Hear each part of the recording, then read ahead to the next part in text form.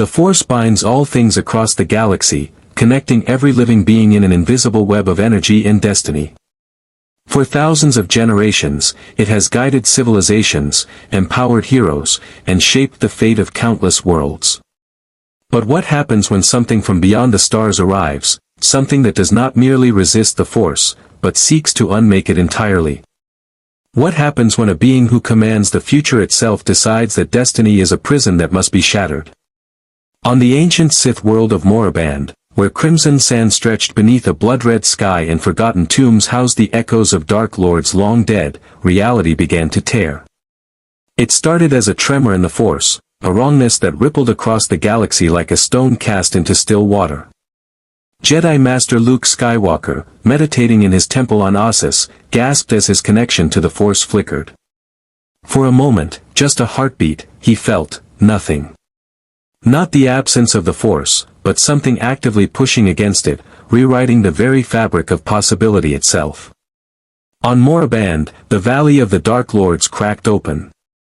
Not with the violence of an earthquake, but with the surgical precision of a scalpel cutting through flesh. The air itself peeled back, revealing a wound in space that bled darkness deeper than any shadow the Sith had ever commanded. Through this breach stepped a figure clad in black robes, his presence so overwhelming that the ancient spirits trapped in the tombs recoiled in something they had not felt in millennia: fear. Yhwach opened his eyes, 3 of them now, the third burning crimson on his forehead, and gazed upon a galaxy utterly foreign to his own. Yet the Almighty showed him everything. Infinite timelines branched before his perception like a vast tree, each future crystallizing in his consciousness with perfect clarity. He saw fleets of ships traversing impossible distances through something called hyperspace. He witnessed beings wielding blades of pure energy, moving objects with thought alone, influencing minds with whispered words. He observed empires rising and falling, always bound to the same fundamental force. The Force. An energy field that connected all living things, that flowed through microscopic organisms called midichlorians residing in every cell. A power that claimed to have a will of its own, guiding the galaxy toward, what? Balance? Destiny? Predetermined outcomes written by an invisible hand? Yhwach's lips curled into something that might have been a smile, had there been any warmth in it. Another prison, he said, his voice carrying across the dead valley. Another cage built by cosmic arrogance, binding souls to a fate they never chose. He raised his hand, and the crimson sand beneath his feet began to swirl upward, not through telekinesis but through pure Racial manipulation. In his own universe, Racial formed the foundation of spiritual matter. Here, he felt something similar. The midichlorians themselves were partially spiritual in nature, susceptible to his touch. The sand crystallized into geometric patterns, forming structures that resembled the Quincy cross but twisted, adapted to this new reality. The Almighty expanded his perception further. He saw Luke Skywalker on a distant world, teaching students the ways of the Jedi. He saw remnants of an empire struggling to maintain order through fear and might. He saw a fledgling government calling itself the New Republic, attempting to restore democracy to a galaxy still bleeding from decades of war. He saw beings who called themselves Sith, hiding in shadows, plotting revenge. All of them slaves. Every single one, bound by prophecies and Force visions, by destiny and fate, by light and dark, artificial divisions of the same omnipresent chain. I destroyed the Soul King to free my world from the cycle of life and death, Yhwach murmured. Watching futures unfold and collapse like flowers blooming and wilting in accelerated time. Here, this Force serves the same purpose, an invisible tyrant claiming benevolence while stripping all beings of true choice. He took a step forward, and reality rippled outward from his foot. The ancient Sith tombs, which had stood for thousands of years, began to crack. Not from physical force, but from the fundamental incompatibility of Yhwach's existence with the Force-saturated environment. Where his spiritual pressure touched the dark side nexus embedded in Moraband's core, the energies didn't clash, they unraveled. Yhwach felt the Force recoil from him, like a living thing recognizing a predator. Good. Let it fear. Let it understand that its reign over this galaxy was ending. Through the Almighty, he observed the futures where he did nothing, timelines where he remained on Moraband, isolated and eventually confronted. Boring. Predictable. He observed futures where he announced his presence openly, met with immediate resistance, temporary setbacks. Inefficient. Then he saw it, the optimal path. The future where he moved slowly, methodically, absorbing this galaxy's power structure from within while simultaneously studying the Force itself. Not to master it, but to understand how to destroy it. This galaxy believes in destiny, Yhwach said, his three eyes reflecting infinite possible tomorrows. It clings to prophecies and chosen ones, to balance and cosmic will. I will show them the truth, that all destinies can be rewritten, all prophecies rendered meaningless, all cosmic will, extinguished. He turned away from the Valley of Tombs and began walking toward the horizon, where he could sense the nearest settlement, a small outpost of scavengers and dark side cultists who had made Moraband their home. They would be the first. Not to serve him, but to become part of him. To fuel his adaptation to this universe and provide the foundation for what would come next. Behind him, the dimensional breach sealed itself, but the damage was done. Reality on Moraband would never fully heal. The Force itself now had a wound, and through that wound, Yhwach would spread his influence like an infection. Across the galaxy, Force-sensitives shuddered without knowing why.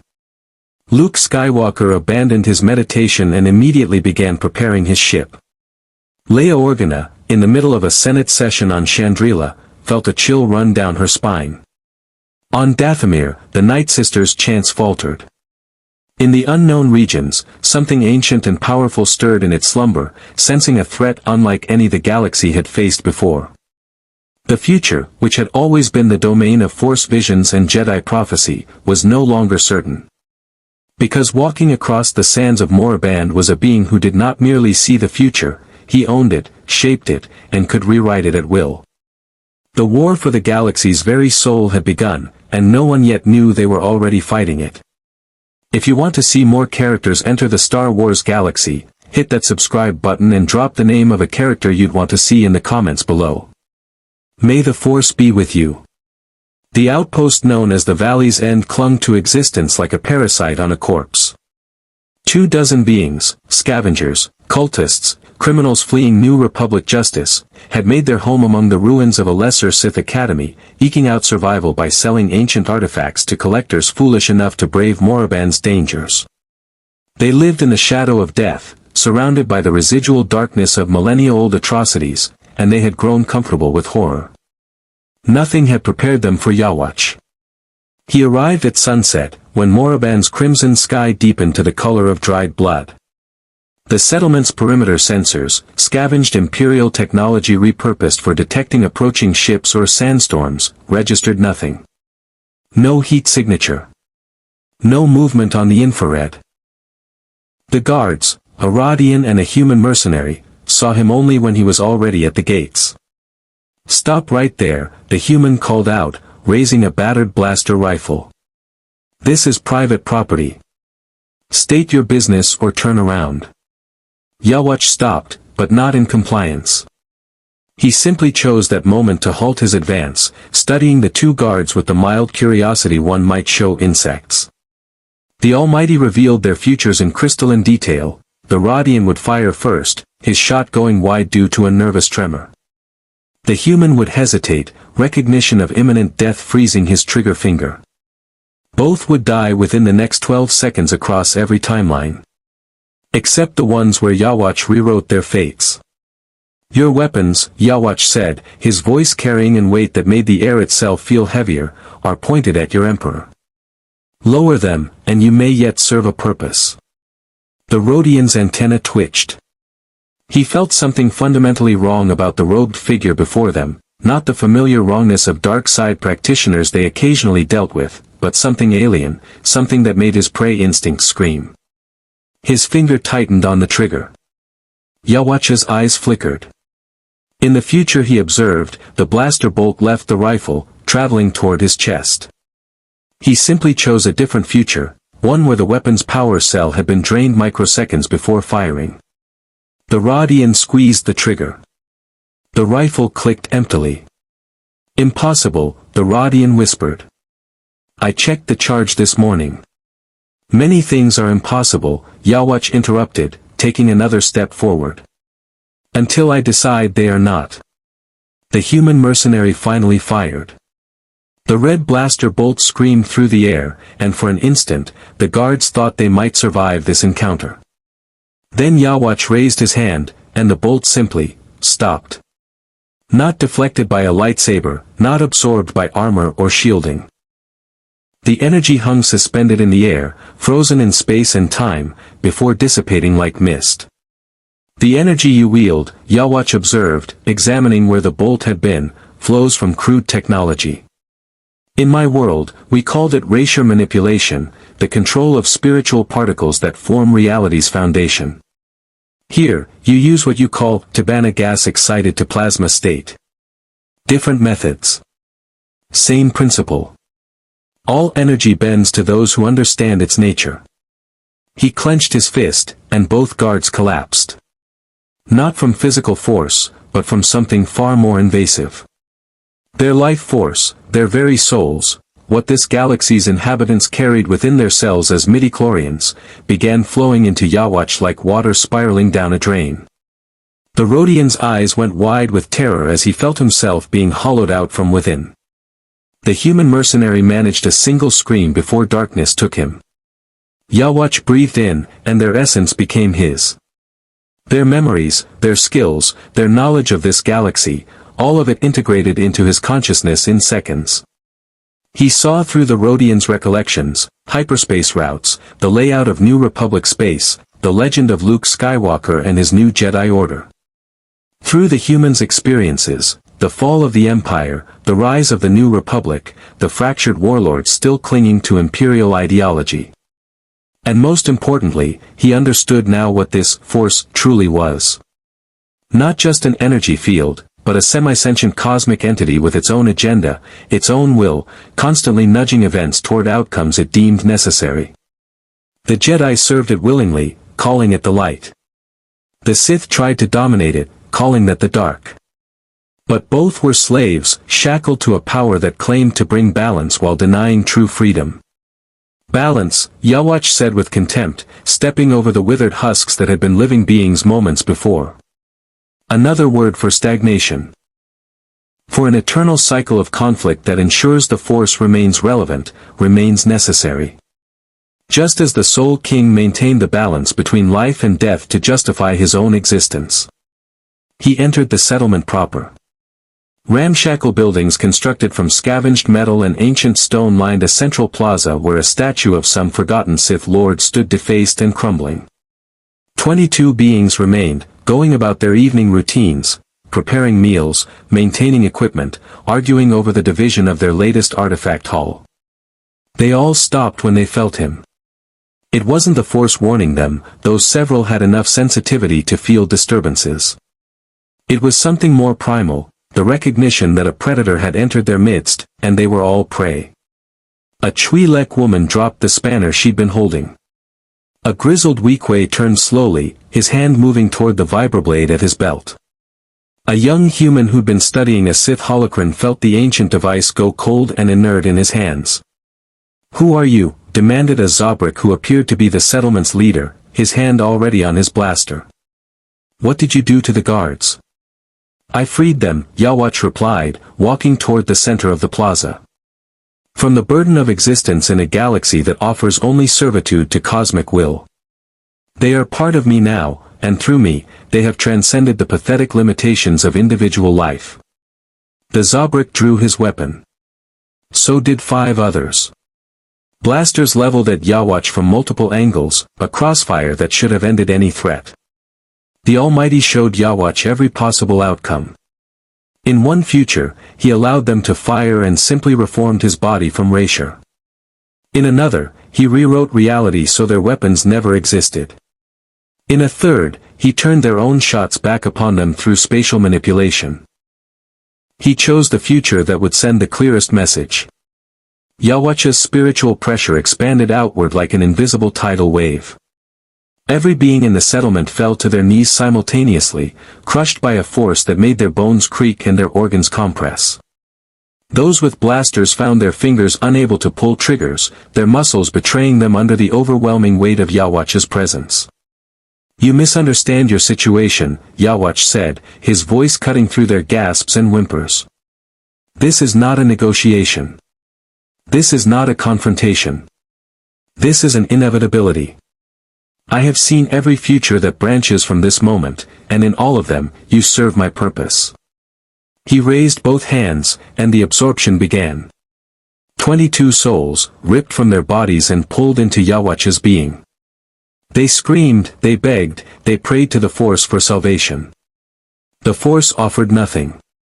It could not interfere with Yhwach's power because his power existed outside its jurisdiction, a foreign element that the cosmic entity had no mechanism to counter. The process took minutes. When it ended, Yhwach stood alone in a plaza filled with corpses that looked like ancient mummies, desiccated and hollow. He had grown stronger. The midichlorians that once resided in their cells now swirled within his own essence, not fully integrated but present. Adapting. Learning. Through their collective memories, he saw the galaxy in greater detail. The New Republic's capital on Chandrila. Luke Skywalker's Jedi Temple on Ossus. The Imperial Remnant strongholds in the Outer Rim. Force-sensitive children being discovered and trained. Ancient Jedi texts being recovered. Sith artifacts hidden in forgotten temples. All of it mapped out before him. All of it vulnerable. Yhwach turned his gaze skyward, where stars began emerging in the darkening sky. The Almighty showed him 1,000 worlds, each bound to the Force's will. Each living out destinies prescribed by cosmic arrogance. He saw Luke Skywalker gathering his students, felt the Jedi's growing unease even across the vast distance of space. "Come, Jedi," Yhwach whispered to the wind. "Come and see what awaits those who would oppose inevitability. Come and learn that your visions of the future mean nothing when I am the one who authors it." He extended his hand, and from the withered corpses around him, spiritual energy began to coalesce. Not reanimation, that was crude necromancy. This was transformation. The bodies dissolved into pure erasure, which Yhwach reshaped according to his will. When the light faded, 5 figures stood in the plaza, humanoid but clearly no longer mortal. They wore white uniforms marked with quincy crosses, their eyes empty of personality but filled with absolute loyalty. His Schutzstaffel. The first of many. Built not from the living, but from the reclaimed essence of the dead, given purpose through his power. "You will guard this place," Yhwach commanded his new soldiers. "When others come seeking answers, you will provide them, and then you will bring them to me." The 5 figures bowed in perfect unison, their movements synchronized beyond any droid's programming. They were extensions of Yhwach's will made manifest, the first seeds of the empire he would build from this galaxy's ashes. Yhwach walked toward the largest structure in the settlement, the scavenged Sith Academy that now served as storage for recovered artifacts. Inside, he found what he'd sensed from the moment he arrived, a Sith holocron, ancient and powerful, containing the recorded knowledge of Darth Bane himself. He picked up the Crimson Pyramid, and it activated at his touch. A spectral image appeared, a broad-shouldered figure in dark armor, eyes burning with dark side corruption. "I am Darth Bane," the holocron intoned, "architect of the rule of 2, and my knowledge is 4. "Silence," Yhwach commanded. And the holocron obeyed despite having no programming to do so. "You are a recording. An echo of a dead man who thought he could control the dark side by limiting its practitioners. Foolish. The dark side, like your light, is merely a manifestation of the Force, and the Force itself is the true enemy." He crushed the holocron in his hand. The device, which should have been nearly indestructible, crumbled like brittle stone. The knowledge within flowed into Yhwach, millennia of Sith philosophy and technique absorbed in seconds. Now he understood both sides of the Force. Light and dark. Jedi and Sith. Two faces of the same prison, both convinced they serve different masters while serving the same cosmic jailer. This galaxy will know freedom, Yhwach declared to the empty room. Not the false freedom of choosing between light and dark, but true liberation from destiny itself. I will unmake the Force, shatter the chains of causality, and rebuild this reality according to will, mine, rather than cosmic design. He closed his eyes, and the Almighty revealed the next steps. Luke Skywalker would arrive on Moraband within 3 days. The confrontation would be educational. For the Jedi, at least. Yhwach already knew how it would end. Luke Skywalker's X-Wing dropped out of hyperspace at the edge of the Moraband system with the urgency of a man racing against a nightmare he couldn't fully explain. R2-D2 beeped anxiously from the astromech socket, his sensors detecting unusual energy readings even from this distance. Luke barely heard him. Every fiber of his being screamed that something was catastrophically wrong. The disturbance in the Force had intensified over the past 3 days. What began as a flicker, a momentary disruption, had become a constant pressure, like a hand pressing against his consciousness. Other Jedi across the galaxy reported similar sensations, students waking from meditation with unexplained dread, Force visions collapsing mid-prophecy. Precognitive abilities simply failing to function. And all of it traced back to Moraband. Luke had been here before, years ago, drawn by visions of ancient Sith knowledge during his quest to rebuild the Jedi Order. He'd walked the Valley of the Dark Lords, felt the overwhelming presence of the dark side saturating every stone and grain of sand. The planet was a wound in the Force, a place where the dark side had festered for millennia. What he felt now was worse. Not darker, something beyond the binary of light and dark entirely. R2, run a full scan of the surface, Luke said as his fighter descended through the blood-red atmosphere. Focus on the Valley of the Dark Lords and any settlements in the region. The astromech whistled compliance, then chirped in confusion. His sensors were detecting thermal signatures that shouldn't exist, humanoid forms that registered neither life signs nor droid energy patterns. Anomalies clustered around what databases identified as a scavenger outpost called Valley's End. Luke felt it too. Not through technology, but through the Force. There were presences down there, 5 of them, standing motionless in perfect formation. But they were hollow. Empty. Like puppets animated by strings he couldn't perceive. And beneath them, in the depths of the settlement, something else. Something that made the Force itself recoil like flesh from flame. Luke landed his X-Wing a kilometer from the outpost, approaching on foot as the twin suns began their descent. He wore simple Jedi robes, black and practical, his lightsaber hanging from his belt. He'd learned long ago that Moraband demanded respect, arriving with weapons drawn or aggressive intent only awakened the sleeping malevolence in its stones. But as he walked, Luke realized the planet felt different. The oppressive dark side presence that usually smothered all other sensation had diminished.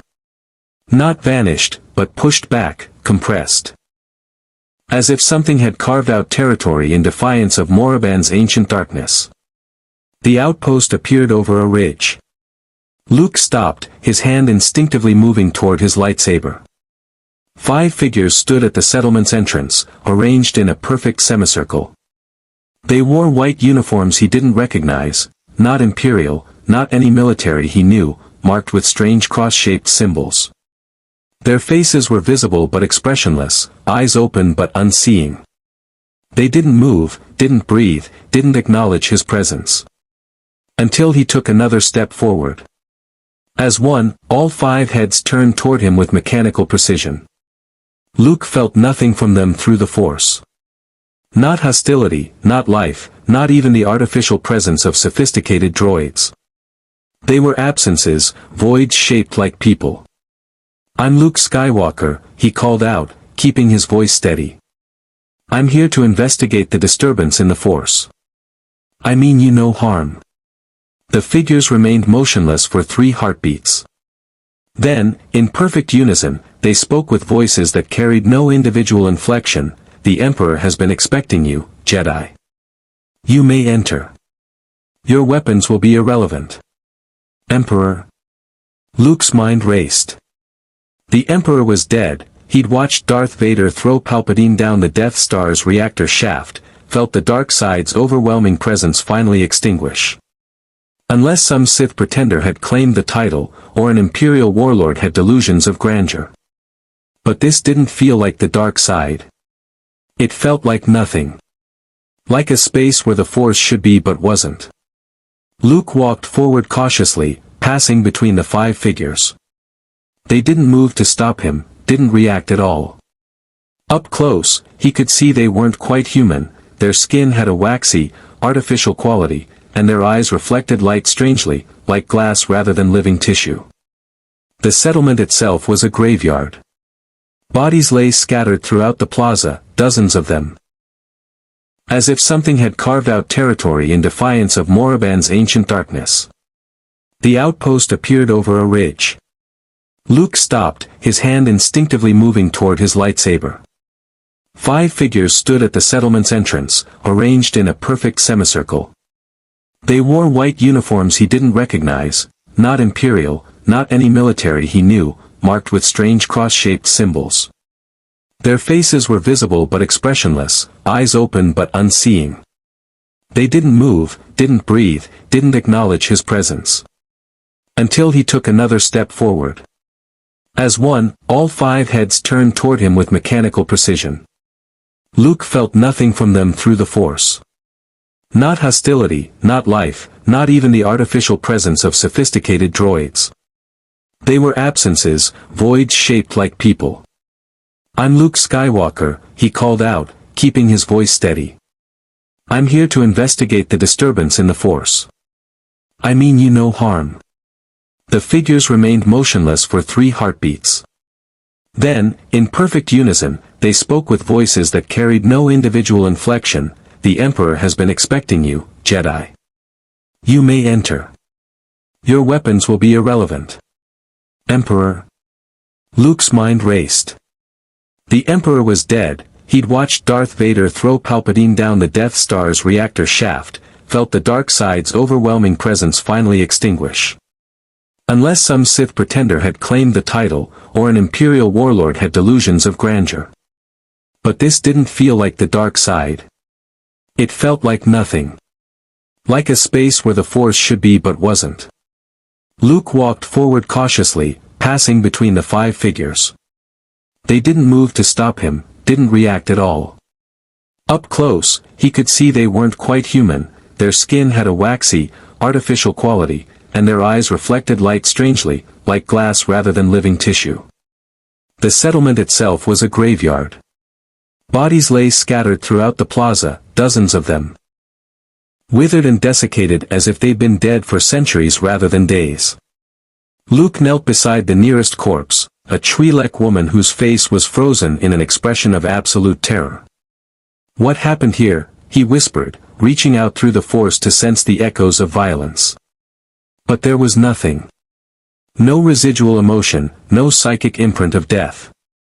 It was as if their very existence had been erased from the Force's memory. They served their purpose, a voice said from behind him. Luke spun, his hand on his lightsaber hilt, to find a figure standing in the doorway of the largest building. Tall, imposing, draped in black robes with a long beard and eyes that seemed to contain too much knowledge. But it was the third eye, crimson and burning with alien power, that made Luke's blood run cold. Who are you? Luke demanded, his weapon still unignited but ready. I am Yhwach, the figure replied, descending the steps with the unhurried confidence of absolute certainty. Emperor of the Wandenrake. Progenitor of the Quincy. The being who will free this galaxy from its greatest oppressor. Luke's danger sense exploded.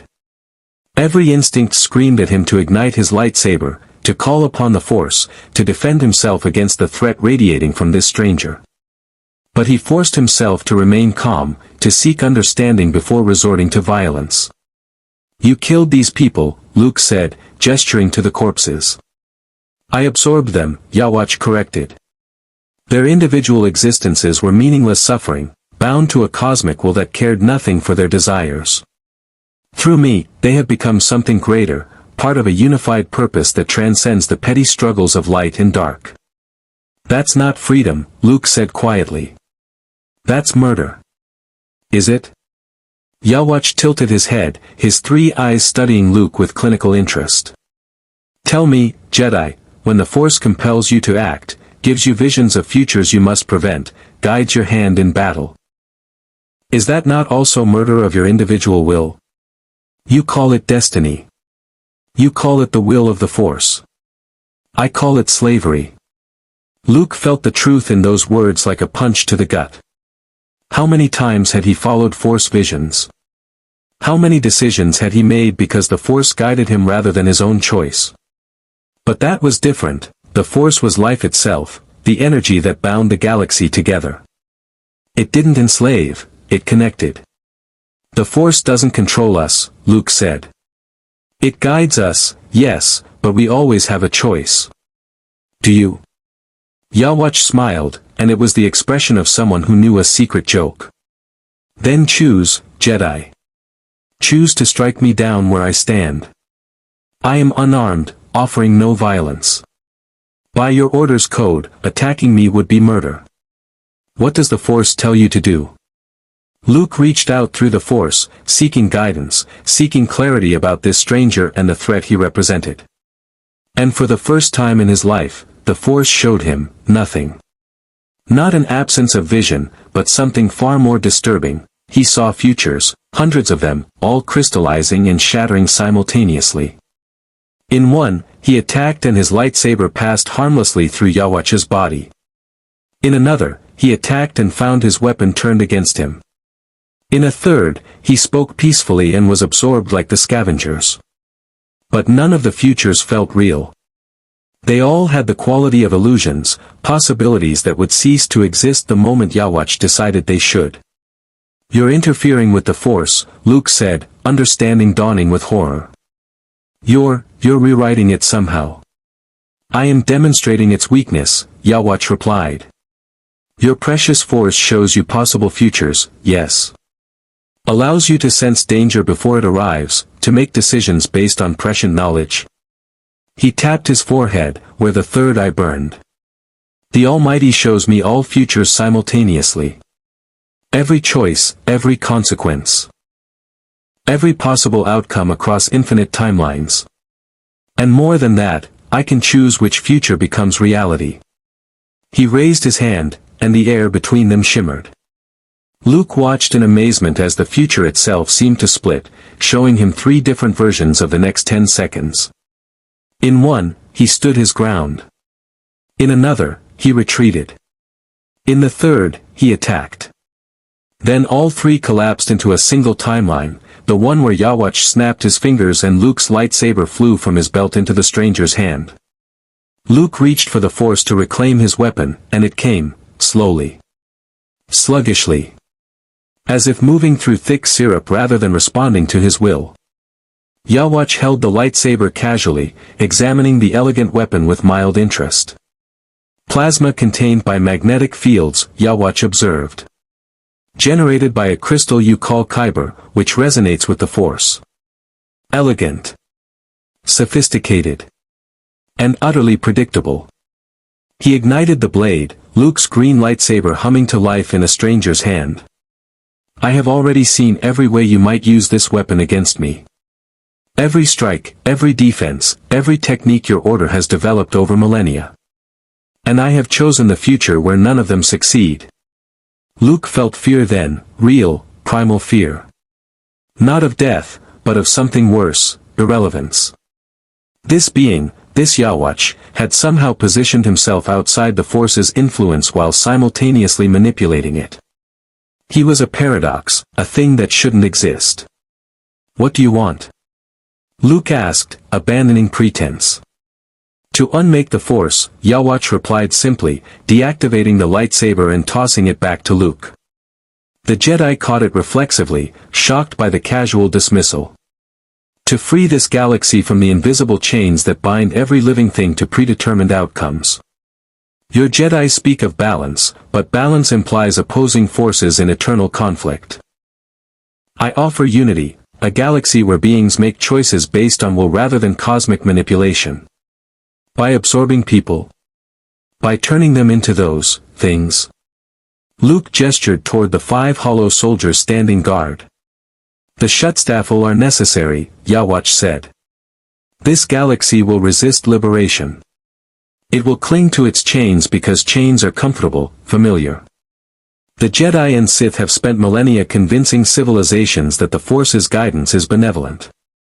Breaking that delusion requires power, and power requires sacrifice. Luke's hand tightened on his lightsaber. I won't let you do this.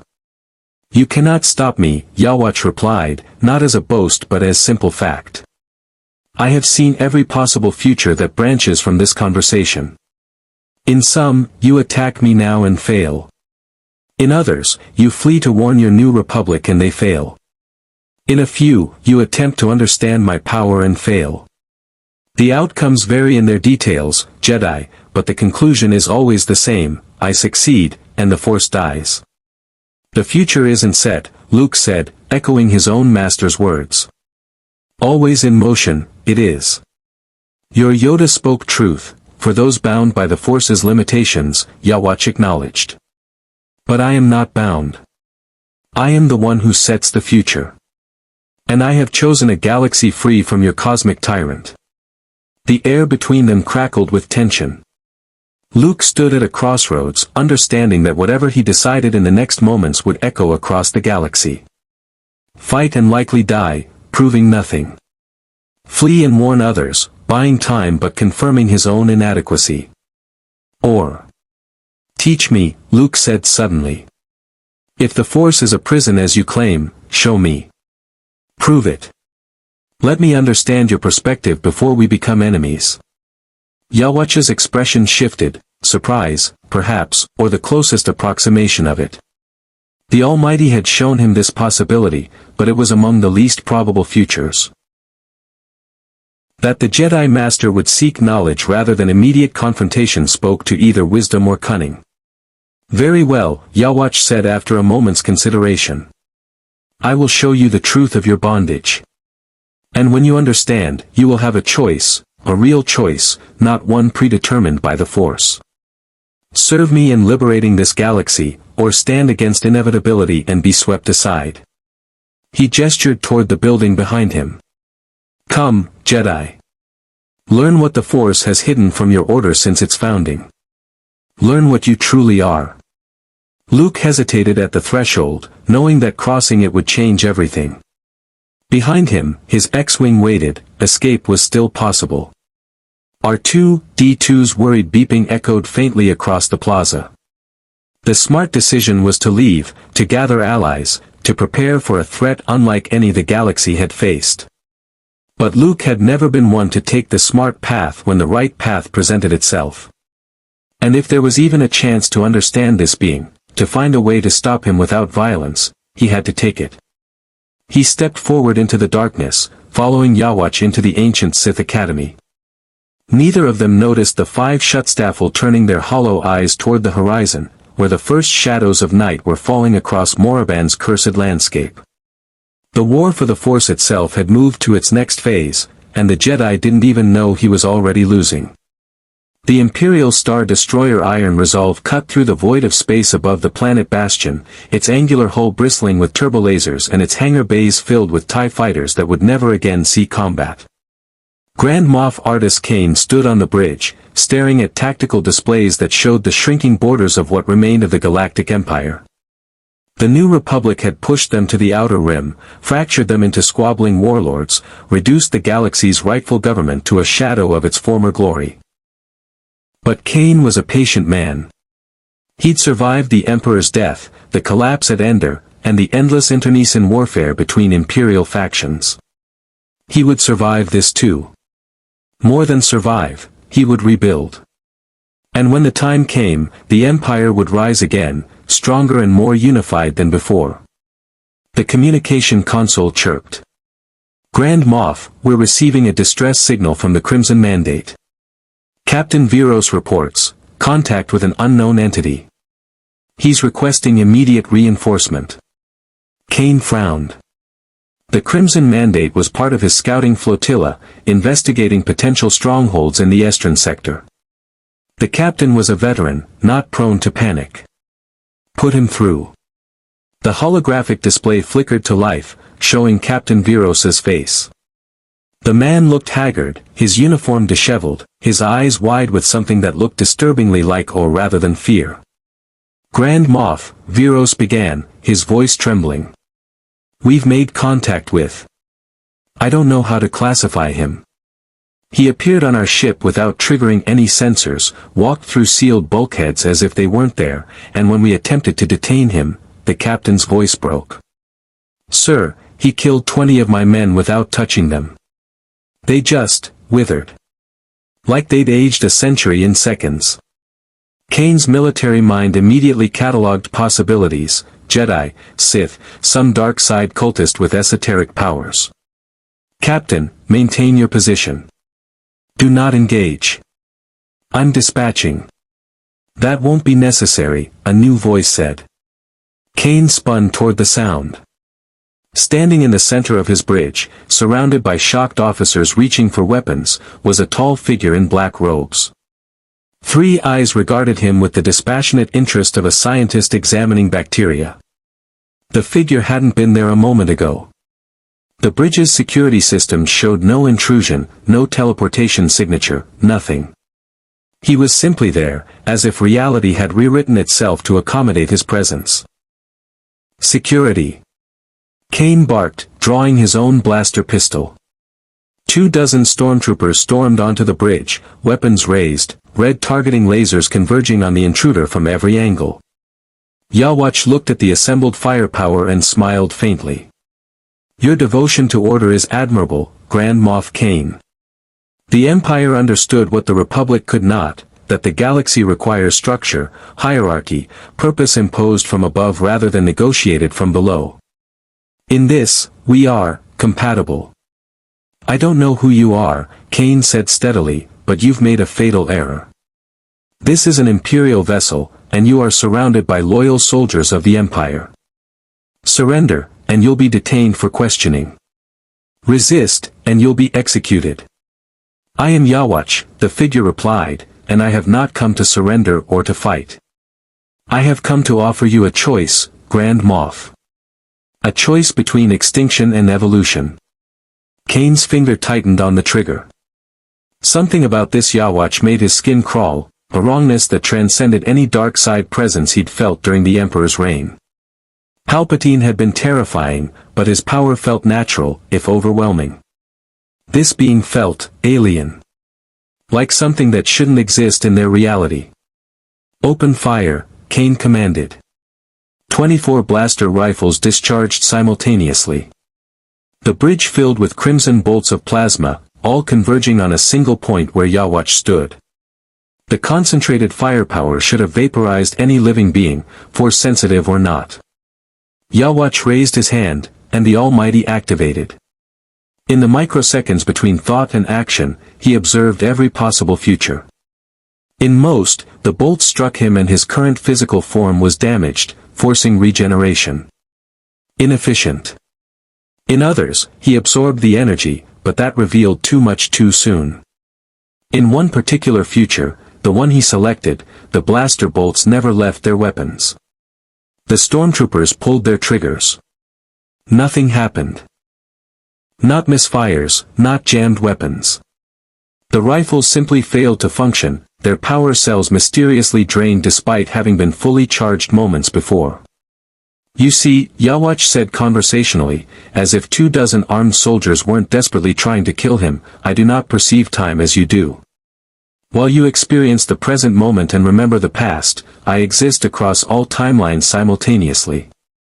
I have already witnessed every action you might take in the next hour, Grand Moff. And I have chosen the futures where those actions fail. Kane felt sweat bead on his forehead. This wasn't possible. Force users could see glimpses of the future, could predict attacks through precognition, but this was something entirely different. This was control over causality itself. What do you want? Kane asked, the same question Luke Skywalker had posed days earlier. Your empire is dying, Yhwach stated bluntly. Fractured into competing warlords, hunted by the new republic, weakened by internal strife and lack of unified vision. Within 5 years, the empire will cease to exist as a political entity. The last remnants will either be absorbed by the republic or devolve into petty criminal syndicates. This is the future I observe. Unless... Kane prompted, recognizing a negotiation when he heard one. Unless you accept my offer. Yhwach stepped forward, and the stormtroopers instinctively moved back, their training warring with an primal recognition of predator proximity. I am not from this galaxy. I come from a realm where I destroyed a god king who enslaved reality itself, who maintained cosmic order through forced balance and predestined cycles. Here, I have discovered an identical tyranny, your force. Kane's mind raced. He'd heard reports of disturbances in the Force, of Jedi experiencing vision failures and Force sensitives across the galaxy reporting inexplicable dread. If this being was responsible, the Force maintains the galaxy's balance. Kane said carefully. The Emperor taught us to harness its dark side, to bend it to our will.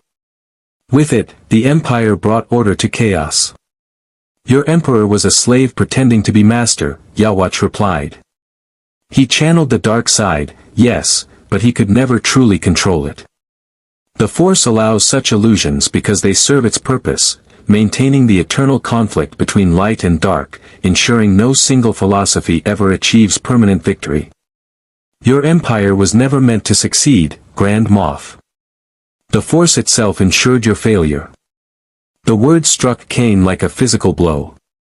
He'd spent years trying to understand why the Empire, with all its military might and strategic superiority, had been brought down by a ragtag rebellion. They'd had the Death Star, countless star destroyers, the Emperor's dark side mastery.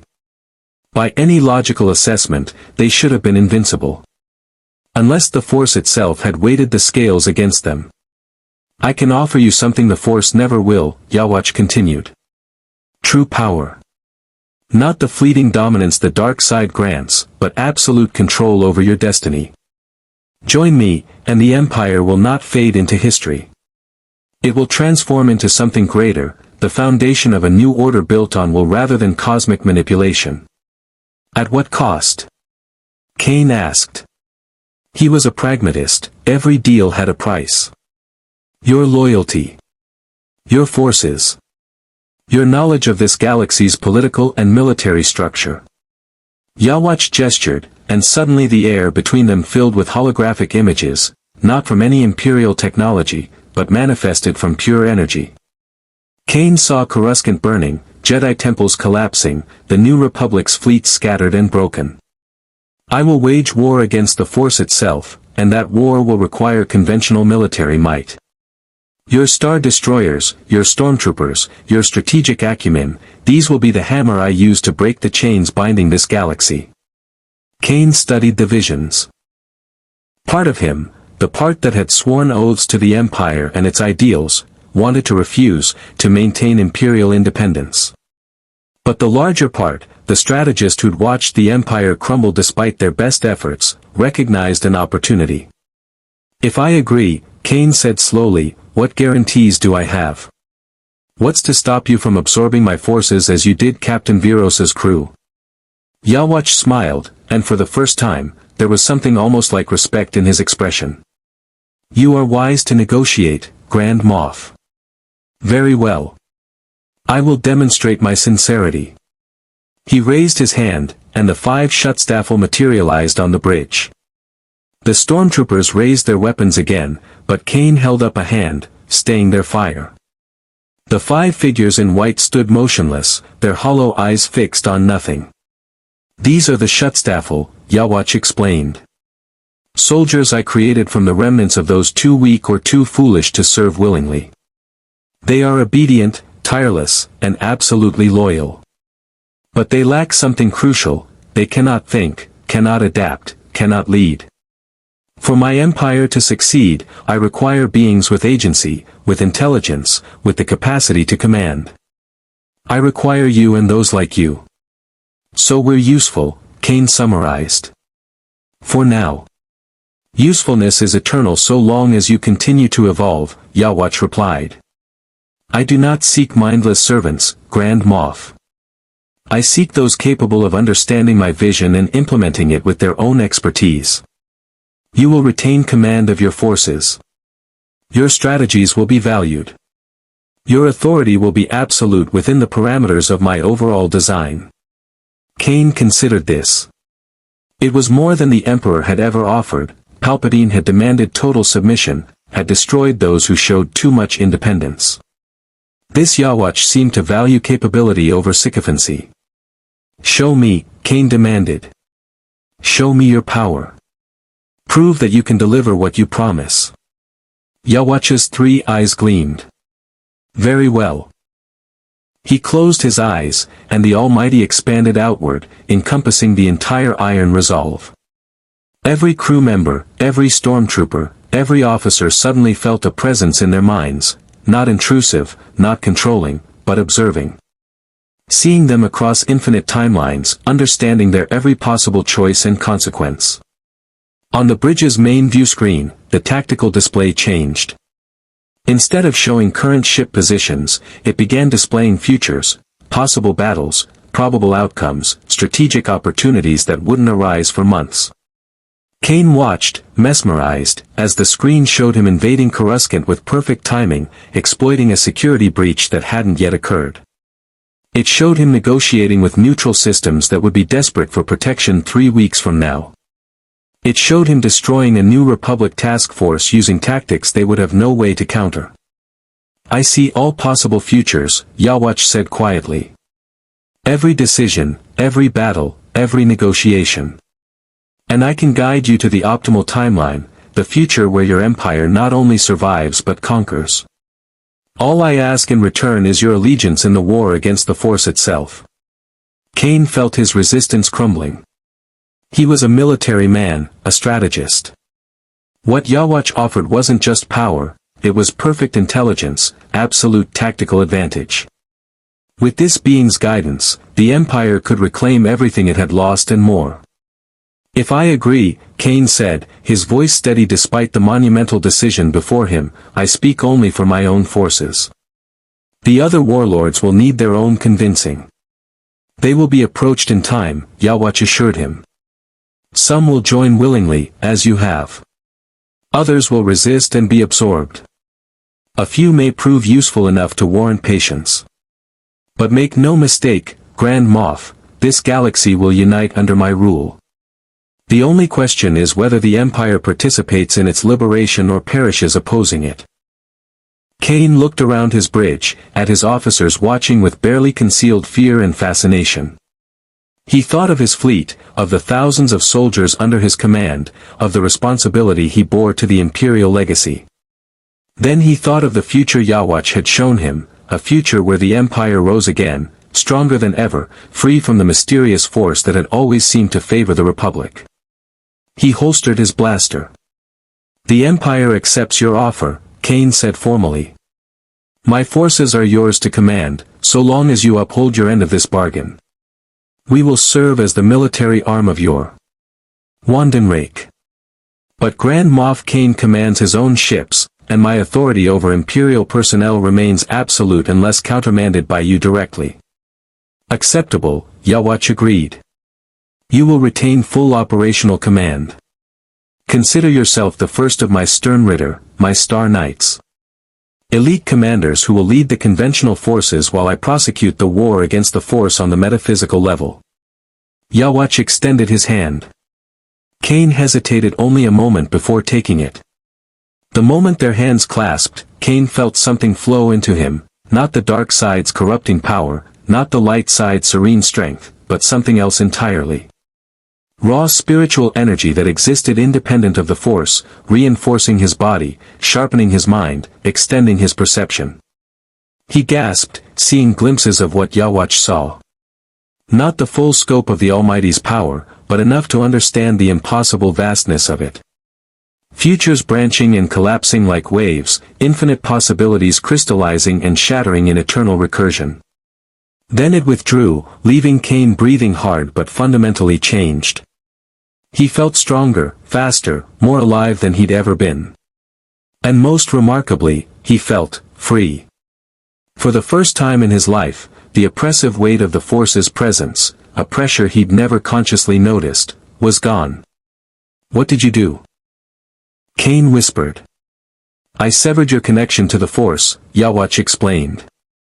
"You were never Force-sensitive, but all living beings are bound to it through midichlorians. I have disrupted that connection, freed you from its influence. You will notice, in time, that your luck has changed.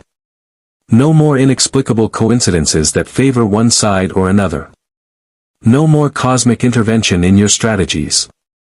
You are now truly the master of your own fate." Cain felt tears in his eyes, though he didn't understand why. Relief? Liberation? Or the grief of losing something he'd never known he'd had? "Transmit my credentials to your fleet," Yhwach commanded, his tone brooking no argument. "Inform all Imperial forces under your command that they now serve the Wandenrake. Those who resist will be dealt with. Those who join willingly will be rewarded with the same freedom I've granted you." Cain nodded, moving to the communication console. As he prepared to address his fleet, he realized the magnitude of what had just occurred. The Empire, or at least his faction of it, had just allied with something beyond their understanding. Something that promised victory against impossible odds. Something that might be more dangerous than any enemy they'd ever faced. But Cain was a soldier. He followed orders, adapted to changing circumstances, and did what was necessary to ensure survival. If Yhwach could deliver on his promises, then the Empire would rise again. And if he couldn't, well, Cain would deal with that treachery when it came. For now, he had a fleet to command and a galaxy to conquer. The Jedi Temple on Ossus hummed with life, younglings training in the courtyard, masters meditating in the gardens, scholars poring over recovered texts in the archives. It was a far cry from the grand structures of the Old Republic, more fortress than monastery, but Luke Skywalker had built it with purpose, a place where the Jedi could learn from past mistakes while forging a new path forward. That fragile peace shattered when Luke returned from Moraband. He'd been gone for 6 days. 6 days during which he'd learned things that fundamentally challenged everything he believed about the Force, about destiny, about the very nature of existence in their galaxy. Yhwach had been a patient teacher, showing rather than telling, demonstrating truths that Luke's Jedi training had never prepared him for. Now, standing before the assembled Jedi Council, a modest group of 12 masters he'd gathered over the years, Luke struggled to find words that wouldn't sound like madness. "Master Skywalker," said Tyan Salusar, the temple's chief historian, her silver hair gleaming in the afternoon light. "You've been silent for 20 minutes. Whatever you discovered on Moraband, we need to know.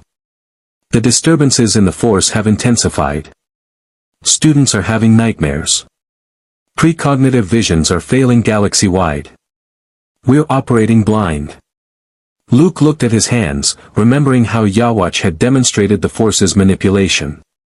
The being had taken a simple rock and shown Luke its future, dozens of them, hundreds, all equally probable. Then Yhwach had selected one future where the rock crumbled to dust, and it had happened. Not through telekinesis or molecular manipulation, but by simply choosing which timeline became reality. "There's someone on Moraband," Luke began slowly. "Someone not from our galaxy. He calls himself Yhwach, and he possesses power that exists outside the Force's jurisdiction." "Outside the Force?" Master Cam Salusar, Tyan's husband and a former Darksider, leaned forward. "That's impossible. The Force binds all things. It's the fundamental energy of existence." "That's what I believed too," Luke said. "That's what every Jedi has believed for millennia. But Yhwach showed me otherwise. He comes from a reality where a different cosmic structure governed existence, something called the Soul King that maintained the balance between life and death through forced predestination. He destroyed that system and came here, only to discover the Force performing an identical function." "Heresy," muttered Master Corran Horn, a former Corellian security officer whose pragmatism had made him valuable to the New Order. The Force doesn't enslave us. It guides us. There's a fundamental difference. Is there? Luke asked quietly. The question hung in the air like a guillotine blade. I've been thinking about every major event in galactic history. The Jedi and Sith have fought for millennia, locked in eternal conflict. Every time one side gains too much power, the Force creates circumstances to restore balance. When the Sith seemed destroyed, Palpatine rose. When the Empire achieved dominance, the rebellion emerged. When my father was the chosen one meant to destroy the Sith, the Force ensured circumstances that would drive him to darkness first, guaranteeing maximum suffering before redemption. You're suggesting the Force is malevolent? Tyan asked, shock evident in her voice. Not malevolent, Luke corrected. Indifferent. It seeks balance, yes, but at what cost? How many billions died in the Clone Wars because the Force allowed Palpatine's manipulations? How many worlds burned during the Galactic Civil War because balance required the Empire's tyranny to spawn sufficient resistance? We've always accepted this as necessary, as the way of things. But what if we're wrong? Master Streen, an elderly Jedi with powerful telekinetic abilities, spoke up. Master Luke, you sound like you're defending this Yhwach. He killed people on Moraband. Absorbed their life force. Created those abominations you described. These aren't the actions of someone seeking to help the galaxy. No, Luke admitted. They're the actions of someone who views individual lives as expendable in pursuit of a greater goal. He's willing to commit atrocities to achieve what he believes is liberation. In that way, he's no different from the Sith, or from the Empire, or from any tyrant who justifies their cruelty with grand philosophy. Then we oppose him, Cam said firmly. We gather our strength, contact the New Republic, and eliminate this threat before it spreads. Luke's expression darkened. He showed me that future. Showed me dozens of them. In every scenario where we attack directly, we fail. Not because we lack strength or courage, but because he sees our strategies before we implement them and chooses the timeline where they don't work. Then we act unpredictably, Corran suggested. If he bases his power on seeing futures, we make decisions that can't be foreseen. He anticipated that too, Luke said, and for the first time, the Masters heard despair in their Grand Master's voice. The only way to be truly unpredictable to the Almighty is to act without any plan at all, purely on random impulse. And even then, he can observe which impulses are most probable and counter them. We're not fighting a precognitive Force user, Masters. We're fighting someone who owns causality itself. The council chamber fell silent. Outside, younglings laughed during lightsaber practice, blissfully unaware that their entire worldview was crumbling in this room. So what do we do? Tyan finally asked. Surrender. Allow him to free the galaxy by destroying the Force and absorbing anyone who resists. No, Luke said firmly. But we need to understand what we're truly fighting for. Yhwach asked me a question I couldn't answer. If the Force has a will, and that will guides the galaxy toward predetermined outcomes, how is that different from slavery? We call it destiny when it aligns with our values and call it the dark side when it doesn't, but both are aspects of the same cosmic manipulation. You're starting to sound like him, Cam warned. Like someone who's been turned. Maybe I have been, Luke acknowledged. Or maybe I'm finally seeing clearly. The Jedi Order fell because it became dogmatic, because it confused tradition with truth. I rebuilt this order with the promise that we'd learn from those mistakes, that we'd question rather than blindly accept. So I'm questioning, is the Force truly benevolent, or have we simply been taught to rationalize its control? Master Silgal, a Mon Calamari healer, spoke in her measured way. Even if the Force does manipulate events toward balance, it still creates life, sustains ecosystems, connects all beings in fundamental harmony. Would you truly see that destroyed? I don't know, Luke admitted. That's what terrifies me. Yhwach showed me a future where the Force dies, where he succeeds in severing the galaxy's connection to it. And in that future, he paused, struggling with the memory. People still live. Still love, still fight, still build civilizations. But they do it without the Force's invisible hand guiding every outcome. Is that freedom, or is it abandonment? It's chaos, Corrin said flatly. The Force provides structure to existence. Without it, we're just random particles bouncing through the void with no purpose, no connection, no meaning. Or maybe, Luke countered, we'd finally discover our own meaning instead of following one prescribed for us. The words hung in the air like blasphemy in a temple. Several masters shifted uncomfortably, and Luke could feel their growing doubt, not in him, precisely, but in whether he'd truly escaped Moraband uncorrupted. I'm not saying Yhwach is right, Luke clarified quickly.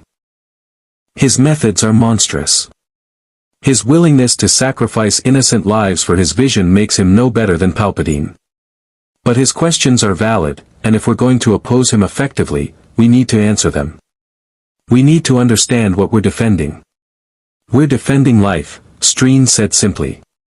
The Force is life. Attack it, and you attack every living thing in the galaxy. Is it, though? Luke challenged. Or is the Force something that exists alongside life, influencing it, shaping it, but not synonymous with it? Yhwach severed his connection to what he called spiritual energy in his own reality, yet he's more alive than anyone I've ever met. Overwhelmingly, terrifyingly alive. A sudden disruption rippled through the Force, cutting off further debate. Every Jedi in the room gasped simultaneously, feeling a wrongness emanating from somewhere in the outer rim. Not dark side corruption, but an absence, as if someone had cut a hole in the Force itself. Luke's comlink chirped urgently. Master Skywalker, came the frantic voice of his communications officer. We're receiving emergency transmissions from multiple sectors. Imperial remnant forces are attacking New Republic positions, but something's wrong with them. Survivors are reporting that the Imperials aren't dying when they should be, that their tactics seem to anticipate every defense, and their commanders are displaying abilities that aren't consistent with any known Force users. Another Master's comlink activated. Then another. Within minutes, the Council was flooded with reports, coordinated Imperial attacks across a dozen systems, all executing flawlessly, all demonstrating impossible prescience. And at the center of each assault, witnesses reported figures in white uniforms that moved like combat droids but felt like voids in the Force. The Schutzstaffel. Yhwach's soldiers. He's recruited the Empire, Luke said, the pieces falling into place with horrible clarity. Or at least part of it. He's offering them what they lost, power, purpose, freedom from the Force's will. And they're accepting. Then the matter is settled, Kem declared, standing. Whatever philosophical questions Yhwach raises, he's now actively waging war. The Jedi must respond. Agreed, Corrin added. We coordinate with the New Republic military, identify his strongholds, and strike with overwhelming force. If he can see futures, we'll give him so many simultaneous threats that even he can't counter them all. Luke wanted to argue, to explain that they were playing exactly into Yhwach's hands, that conventional warfare against someone who owned the future was suicide. But he looked at the faces of his masters, determined, righteous, afraid but unwilling to show it, and recognized that moment. The point where the Jedi Order committed to a course of action, regardless of consequences. He'd seen this before. In the Old Republic, when the Jedi joined the Clone Wars. In his father's stories, when the Jedi tried to arrest Palpatine. In his own experience, when he confronted Vader and the Emperor on the Death Star. Sometimes, the Force demanded action even when wisdom counseled patience. Sometimes, the right path led through darkness and uncertainty. Very well, Luke said, assuming the mantle of Grand Master once more. Contact Leia on Chandrila. Tell her the Jedi are formally requesting military coordination against a new threat. Begin evacuating non-combat personnel from the temple. If Yhwach knows I'm here, this location is compromised. And send messages to every Jedi in the field, return to Ossus immediately. We're going to need every lightsaber we can muster. The masters moved to execute his orders, their earlier philosophical debate forgotten in the face of immediate crisis. Only Tyen remained, studying Luke with historian's eyes that saw beneath surface certainty.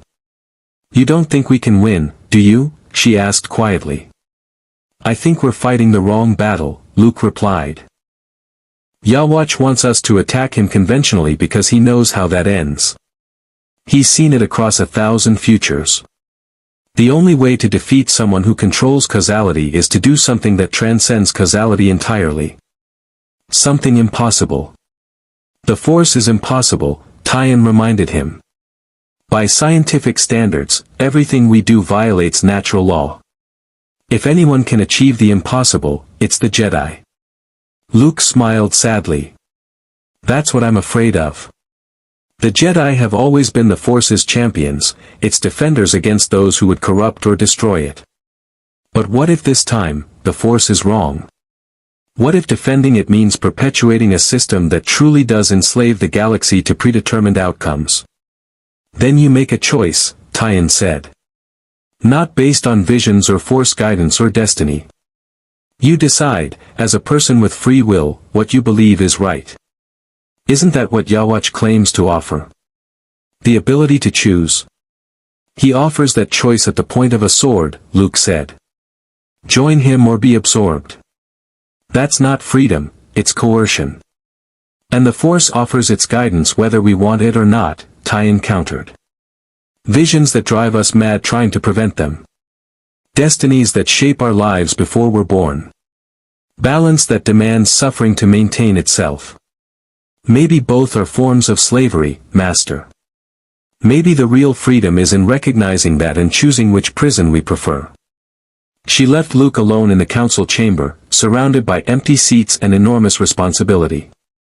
Through the Force, he felt the galaxy shifting, Imperial forces moving into new positions, Yhwach's presence expanding like a shadow across the outer rim, the New Republic scrambling to respond to threats they didn't understand.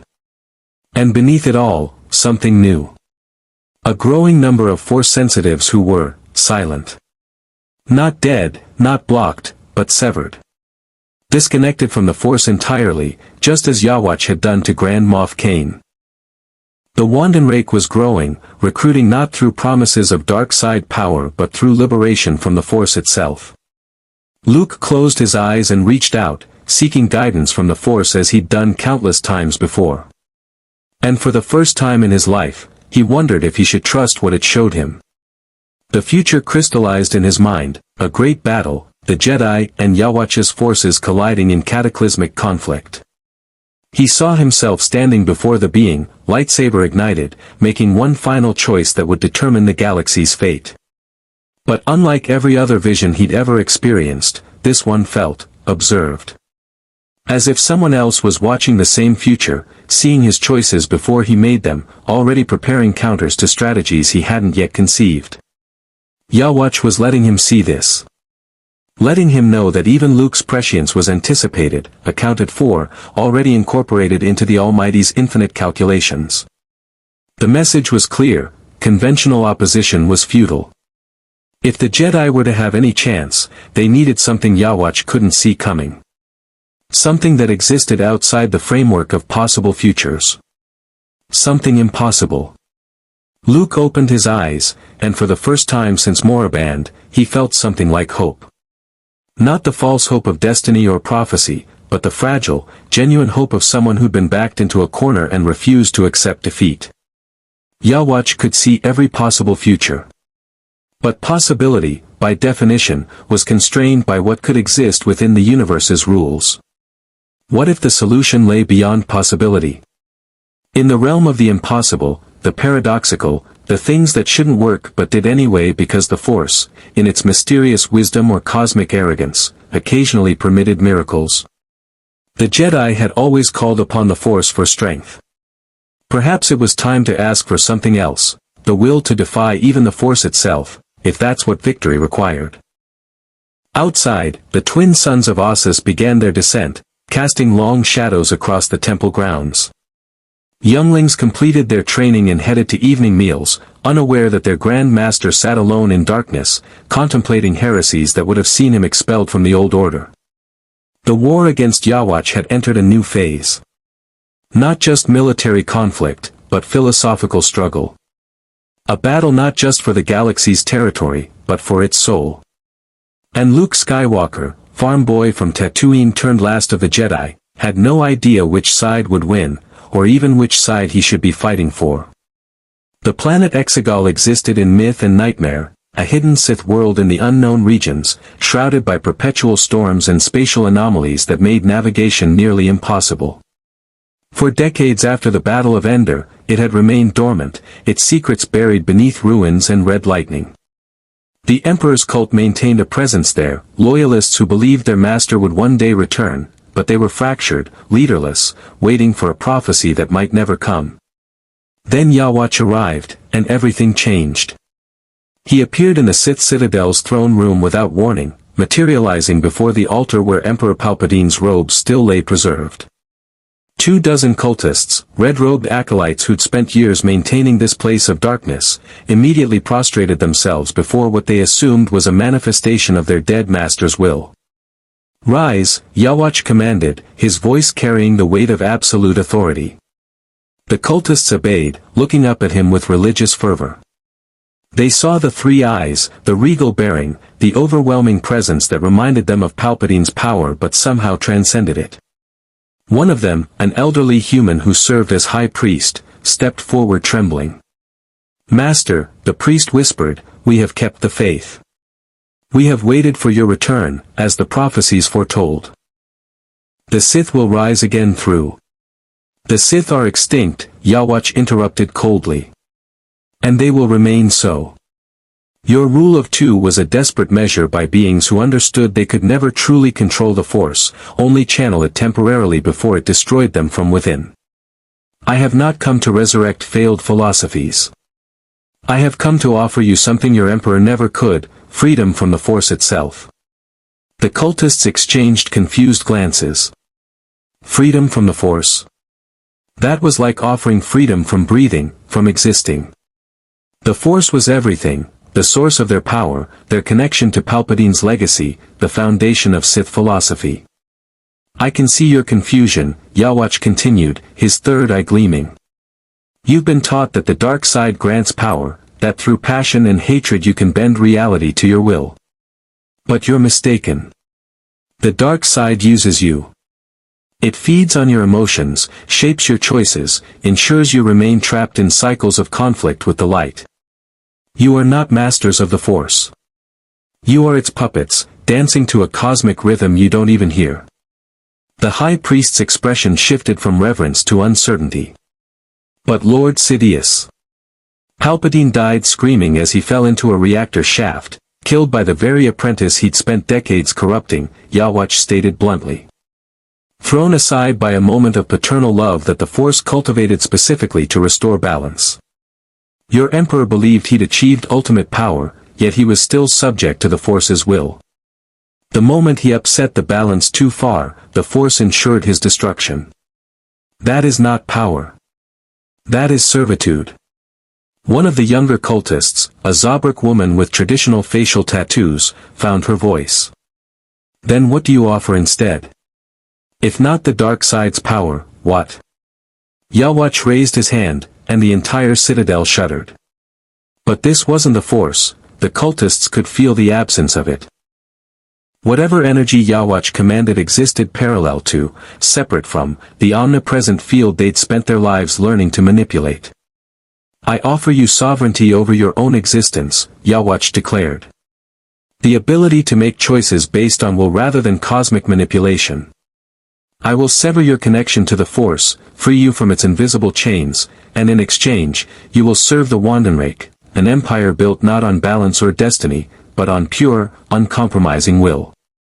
The High Priest took a step back. "Sever our connection? That would make us powerless. Nothing. Without the Force, we're just ordinary beings in a galaxy full of dangers. Are you?" Yhwach's smile was predatory. Or have you simply been taught that the Force is the only source of power? Allow me to demonstrate. He turned his attention to the Zabrak woman. The Almighty showed him her future, dozens of timelines where she rejected his offer out of fear, was absorbed, and became raw material for more Schutzstaffel. But there were other futures, narrower ones, where she accepted and became something far more useful. You, Yhwach said, pointing at her. Come forward. She hesitated, then obeyed, approaching him with the wariness of prey approaching a predator. When she stood before him, Yhwach placed his hand on her forehead. The other cultists gasped as they felt something fundamentally change in her Force presence. It simply vanished, severed cleanly as if it had never existed. The Zabrak stumbled back, her eyes wide with horror. I can't feel it anymore. The Force, it's gone. You killed it inside me. I freed you, Yhwach corrected. Now, observe. He extended spiritual energy toward her, not force-based, but pure erasure drawn from his own essence. The Zabrak gasped as foreign power flooded through her body, filling the void where the Force had been. It felt different. Hotter, more aggressive, completely under her conscious control rather than flowing through her in response to emotion. Move that pillar, Yhwach commanded, pointing to a massive stone column supporting part of the citadel's ceiling. The Zabrak raised her hand instinctively, reaching for the Force as she'd done thousands of times. Nothing happened. Panic flashed across her face. Not with what you've lost, Yhwach said patiently. With what you've gained. The energy I've given you responds to will, not to mystical connection. Command it. Own it. Make it obey. The Zabrak's expression shifted from panic to determination. She focused, not on feeling the Force around the pillar, but on imposing her will upon reality itself. The spiritual energy Yhwach had granted her surged outward, and the pillar exploded into fragments, pulverized by raw power that had nothing to do with telekinesis or Force manipulation. She stared at her hands, trembling. That was. I didn't guide it. I didn't ask the Force to move through me. I just decided it would happen. Precisely, Yhwach affirmed. This is the power I offer. No meditation required, no emotional fuel needed, no risk of falling to corruption or being consumed by the dark side. Pure authority over reality based on nothing but your own volition. You are no longer a channel for cosmic energy. You are a source unto yourself. The other cultists murmured among themselves, uncertainty giving way to hunger. They'd spent years grasping for power through the dark side, always aware that it could consume them, always fearing they'd be cast aside like Vader or destroyed like Maul. What Yhwach offered was intoxicating, power without price, strength without corruption. And what must we do? The high priest asked, his earlier reverence returning with new understanding. What does the Wandenrake require? Exegol will become my fortress, Yhwach declared, moving toward the throne where Palpatine once sat. He didn't sit in it, he simply extended his hand and the ancient Sith throne crumbled to dust. From here, I will coordinate the war against the Force itself. Your knowledge of Sith alchemy, of ancient rituals and dark side nexuses, will be invaluable. You will help me identify and neutralize Force nexuses across the galaxy, locations where the Force's presence is strongest. Each one we destroy weakens its hold on reality. Destroy the nexuses, another cultist asked, shocked. But they're sources of immense power. Korriban, Dathomir, Dagobah, these are sacred places. They are chains, Yhwach countered. Anchors the Force uses to maintain its grip on this galaxy. Sever enough of them, and the entire structure begins to collapse. That is my goal, not to conquer this galaxy, but to liberate it. To unmake the Force and free every living being from predetermined destiny. The high priest considered this, his aged face calculating. And those who resist. The Jedi, the New Republic, beings who cherish their connection to the Force. They will be given a choice, Yhwach said. Serve willingly, or serve as raw material. I am not cruel for cruelty's sake, but I will not allow sentimentality to prevent liberation. Some prisoners love their chains, that does not mean the chains should remain. He turned to address the full assembly of cultists. I know what you were. Fanatics who served a master who viewed you as expendable. Palpatine would have sacrificed every one of you without hesitation to achieve his goals. I am offering something he never did, partnership. You will be the stern ritter, my star knights, who understand both the Force and the freedom from it. You will be living proof that power exists beyond the Jedi-Sith dichotomy. The Zabrak woman, still marveling at the energy coursing through her body, spoke up. If we accept, we can never go back. Once severed from the Force, that connection is gone forever. Yes, Yhwach confirmed. This is a permanent choice. Choose wrongly, and you may regret it for whatever remains of your lifespan. But choose correctly, and you will be among the first beings in galactic history to truly own your own fate. Silence fell over the throne room. The cultists stood at a crossroads, their entire worldview challenged by this being who claimed to offer liberation through what they'd always considered annihilation. To sever their connection to the Force was to abandon everything they'd built their identities around. Yet as they looked at their Zabrak companion, standing taller now, eyes bright with the thrill of uncorrupted power, many found themselves wanting what she'd gained. One by one, they knelt. Not in worship as they had to Palpatine, but in acceptance of a transaction, their Force connection in exchange for sovereign power. 24 cultists made their choice that day, and Yhwach granted each the same gift he'd given the first, severing their bonds to the Force and replacing it with spiritual energy drawn from his own infinite reserves. The process took hours. When it was complete, Exegol's throne room housed 24 former Force sensitives who now wielded power beyond the Force's jurisdiction. They were the first true Stern Ritter, the elite guard who would serve as Yhwach's commanders in the coming war. Now, Yhwach said, surveying his new followers, we begin the true work. Grand Moff Kane commands the military forces. You will serve as specialists, hunters who can track Force sensitives, identify Nexus locations, and neutralize Jedi who resist conversion.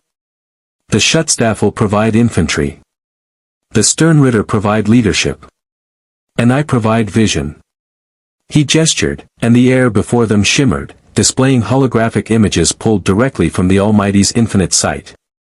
They saw battles yet to come, planets they'd conquer, Jedi temples they'd dismantle. They saw Luke Skywalker gathering his forces, Leia Organa coordinating with the New Republic military. Scattered Imperial warlords deciding whether to join or oppose the Wandenrake.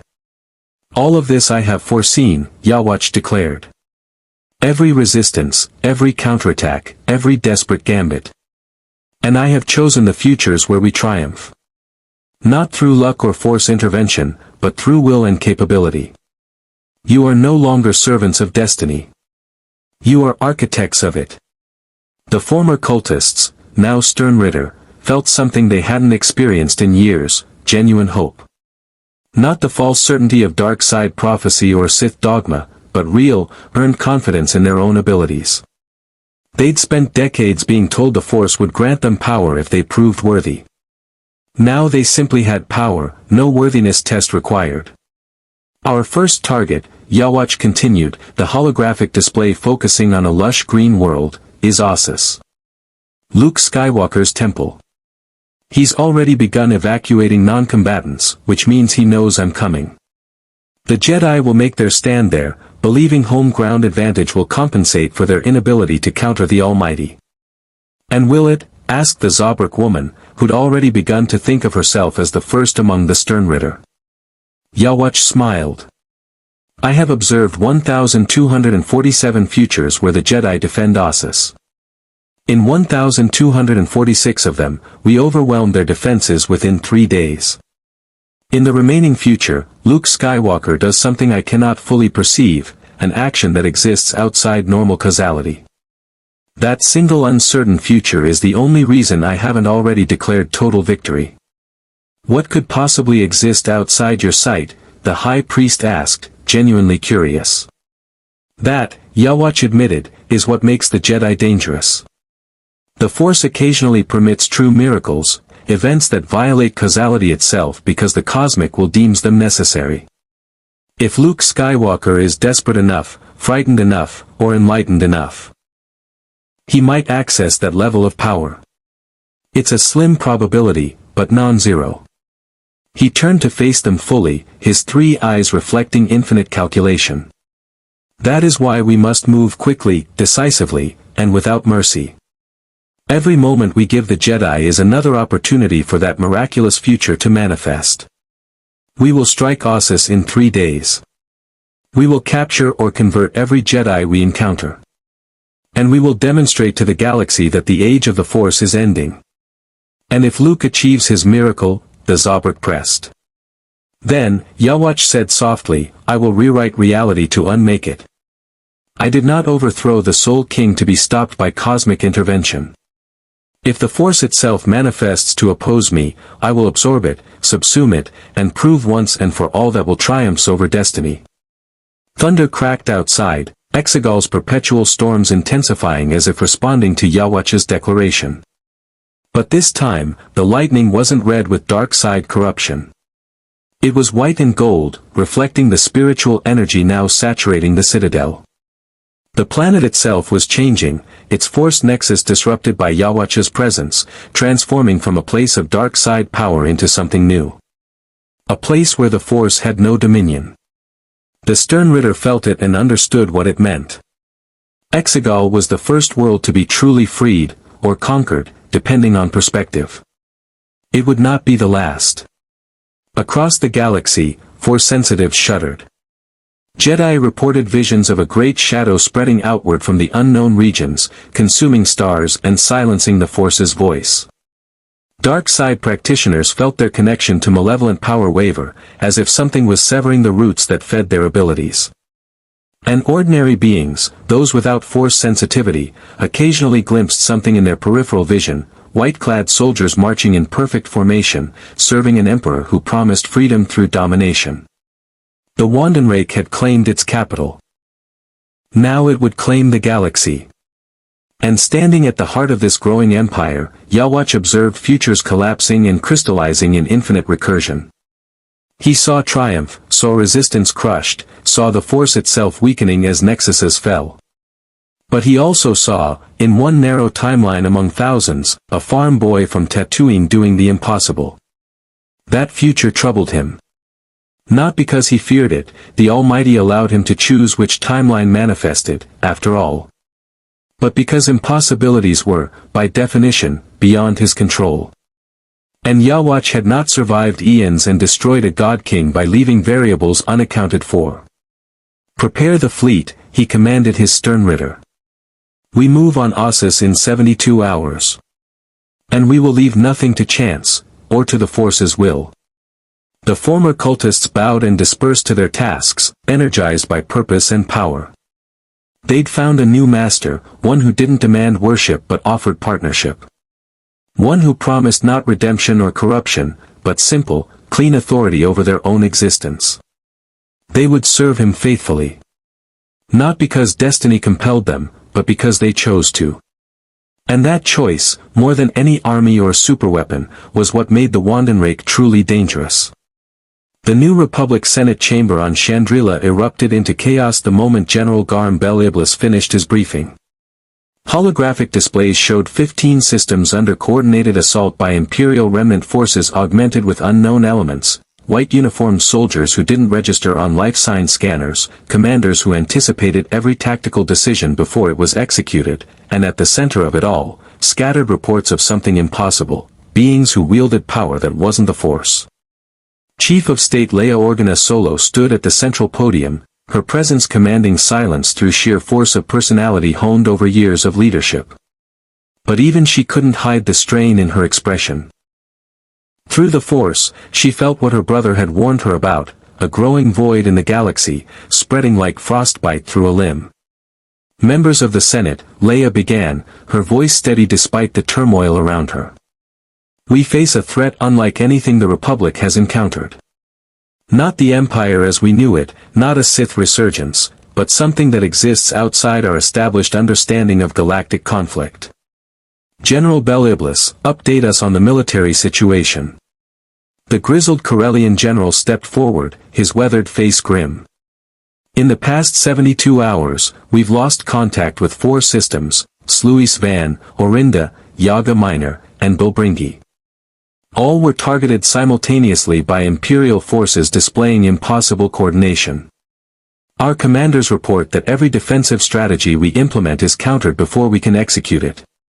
It's as if the enemy already knows what we're going to do. Force precognition, suggested Senator Relicky, a Gossam who'd served through the Clone Wars. The Jedi used similar abilities during. This is beyond precognition, interrupted Admiral Akbar, his gravelly voice cutting through the chamber. I've faced Force users in combat.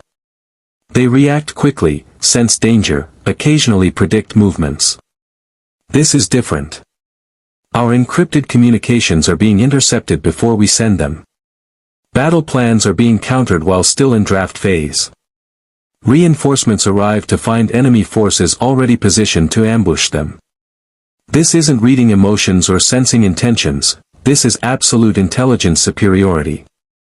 Leia felt a chill run down her spine. Luke's warnings echoed in her mind, he sees every possible future and chooses which one becomes reality. At the time, it had sounded like mysticism or exaggeration. Now, facing the tactical reports, she understood it was literal truth. What about our Jedi assets? Asked Senator Shesh of Quat. Surely Master Skywalker's order can counter this threat. Master Skywalker is evacuating his temple on Ossus as we speak, Leia reported. He believes it will be the enemy's next target. The Jedi are preparing for defensive operations, but Luke has made it clear that conventional warfare against this Yhwach will likely fail. Then what do you propose? Demanded Senator Failaya, the Bothan whose political maneuvering had made him a constant thorn in Leia's side. That we surrender. Hand over the Republic to some extra-dimensional tyrant because your brother says fighting is futile. Leia's eyes flashed dangerously. I propose we listen to the only person who's actually confronted Yhwach and survived. Luke didn't say fighting is futile, he said conventional warfare is. We need to think differently, act unpredictably, and understand what we're truly defending. We're defending the Republic, Failaya shot back. Democracy, freedom, the principles we fought for against the Empire. And if those principles are built on a foundation we don't fully understand? Leia countered. The Senate fell silent, shocked by the implication. Yhwach claims the Force manipulates the galaxy toward predetermined outcomes. That everything we believe is free choice is actually cosmic interference. I'm not saying he's right, but we need to consider that our enemy genuinely believes he's liberating the galaxy, not conquering it. The ramblings of a madman, Failaya dismissed. The Force is a natural phenomenon, not a sentient manipulator. Is it? Leia challenged. She hated giving voice to the doubts Luke had planted, but strategic honesty demanded it. The Jedi spoke of the Force's will. The Sith claimed to dominate it but were ultimately consumed by it. Prophecies guided galactic events for millennia. How much of our history has been shaped by this natural phenomenon versus how much we've shaped ourselves? Admiral Akbar cleared his throat diplomatically. Philosophical debates aside, Chief of State, we need actionable intelligence. What do we know about Yhwach's capabilities, his forces, his objectives? Leia activated a holographic display compiled from Luke's reports and battlefield intelligence. The image showed Yhwach's three-eyed visage, imposing and alien. According to Master Skywalker, Yhwach possesses something called the Almighty, an ability to perceive all possible futures simultaneously and select which timeline manifests. He can absorb the life force of beings, converting them into either power for himself or soldiers called Shuttstaffel. He's recruited at least one Imperial remnant faction under Grand Moff Kane. And he's established a base on Exegol, where he's converted former Sith cultists into enhanced warriors called Sternritter. Exegol. General Bel Iblis frowned. That's deep in the unknown regions, nearly impossible to navigate. How did intelligence confirm his presence there? They didn't, Leia admitted. Luke sensed it through the Force before it. She paused, struggling with the words. Before that region went silent. There's now a void in the Force surrounding Exegol, expanding outward. Any Force-sensitive who ventures too close reports feeling disconnected, as if their abilities are being stripped away. Senator Shesh leaned forward. Could this be weaponized? If Yhwach can sever Force connections, couldn't we use similar technology to? No, Leia said firmly. We're not becoming our enemy to defeat him. The moment we start severing people's connection to the Force against their will, we're no better than Palpatine experimenting on Force sensitives. But if it's voluntary, pressed another senator. If soldiers chose to be disconnected in exchange for immunity to Yhwach's power? Leia hadn't considered that angle. Could someone disconnected from the Force be invisible to the Almighty's perception? If Yhwach's power operated by observing futures through a Force-based lens, would beings outside that lens become unpredictable? That's a question for the Jedi Council, Leia said carefully, filing the idea away for later discussion with Luke. For now, we need to address immediate military concerns. General, what's our strategic posture? Bel Iblis called up a galactic map, vast swaths now shaded red to indicate contested or lost territory. We're implementing a fluid defense doctrine. Rather than holding fixed positions Yhwach can predict, we're using rapid redeployment, guerrilla tactics, and decentralized command structures. If he can see our plans before we execute them, we make plans obsolete by constantly changing them. That's unsustainable, Admiral Akbar pointed out. Military operations require coordination. If we fragment our forces too much, Yhwach can pick us apart piecemeal. And if we coordinate too much, he knows exactly where we'll be and when, Bel Iblis countered. We're damned either way, Admiral. At least with fluid tactics, we buy time. Time for what? Faeliah demanded. For the Jedi to perform some miracle. For Yhwach to grow bored and leave. We need offense, not delay. We need information, Leia corrected. We're fighting blind against an enemy who sees everything. Before we commit to major offensives, we need to understand his capabilities, his limitations, his true objectives. His objectives are clear, General Bel Iblis said. Conquest. Same as every tyrant before him, just with better PR about liberation and freedom. But Leia wasn't so sure. She'd felt Yhwach's presence through Luke's memories, shared through a Force bond only twins could maintain. The being wasn't driven by lust for power or sadistic cruelty. He was committed. A zealot who genuinely believed the Force was an oppressive entity that needed to be destroyed for the galaxy's own good. That made him more dangerous than any Sith Lord.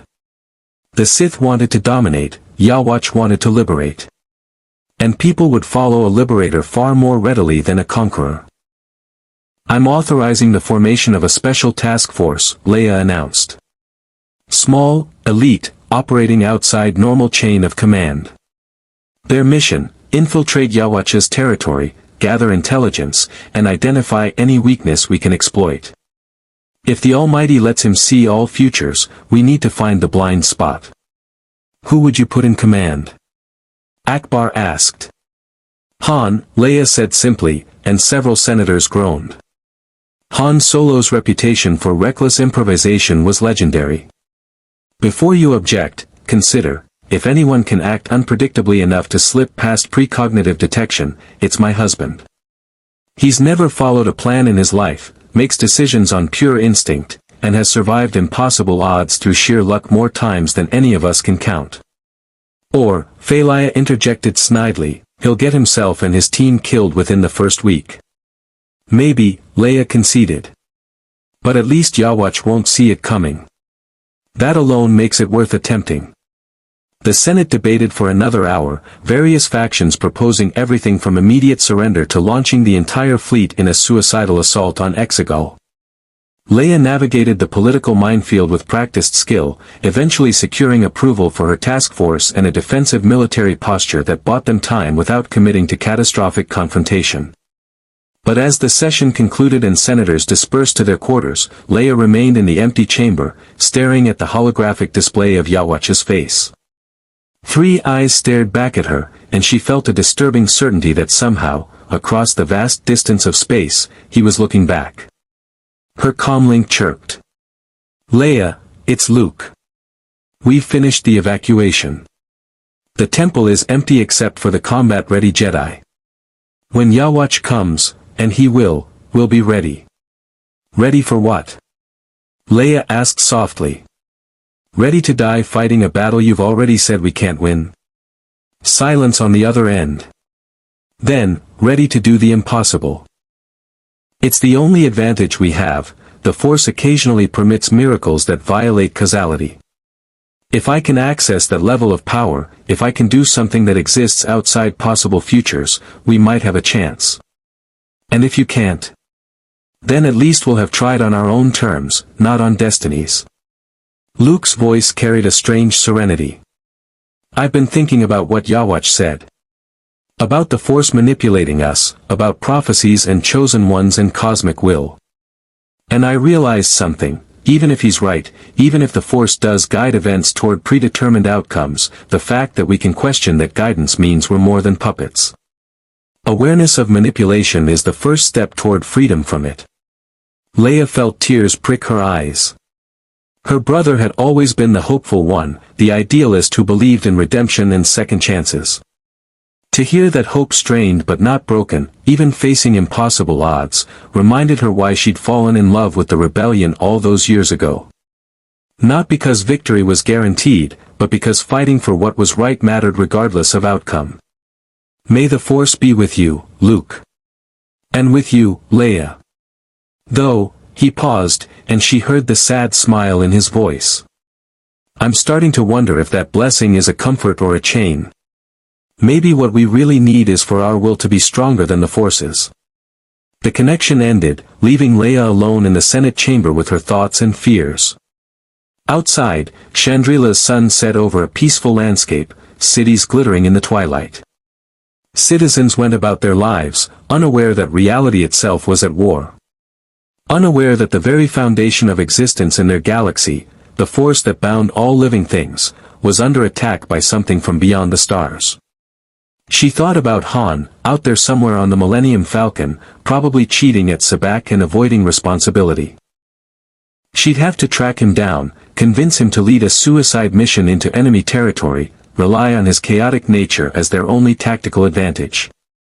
He'd complain. He'd argue. He'd insist he was just a smuggler, not a hero. Then he'd do it anyway, because that's who he was. The man who'd come back at the Battle of Yavin when he could have run. The man who'd ventured into carbonite freezing rather than let his friends face danger alone. The man who flew into asteroid fields and made parsec record Kessel runs not because destiny compelled him, but because he chose to. Maybe that was the answer. Maybe the way to fight someone who owned the future was to rely on people whose choices transcended prediction. Scoundrels, rogues, idealists, and fools who acted on impulse rather than calculation. The Force guided. Yhwach predicted. But genuine choice, true, irrational, beautifully chaotic free will, might be the variable neither cosmic entity could fully control. Leia stood, straightened her robes, and headed for her quarters. She had a smuggler to find and a task force to assemble. The fate of the galaxy might depend on the most unreliable people she knew making the worst decisions at exactly the right time. In a strange way, that was more comforting than relying on prophecy. Because prophecies could be rewritten.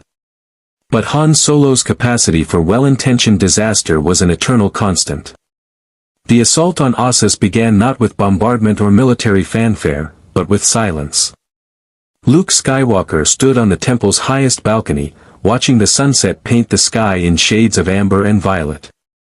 The last transport had departed hours ago, carrying younglings and non-combatants to secret locations scattered across friendly systems.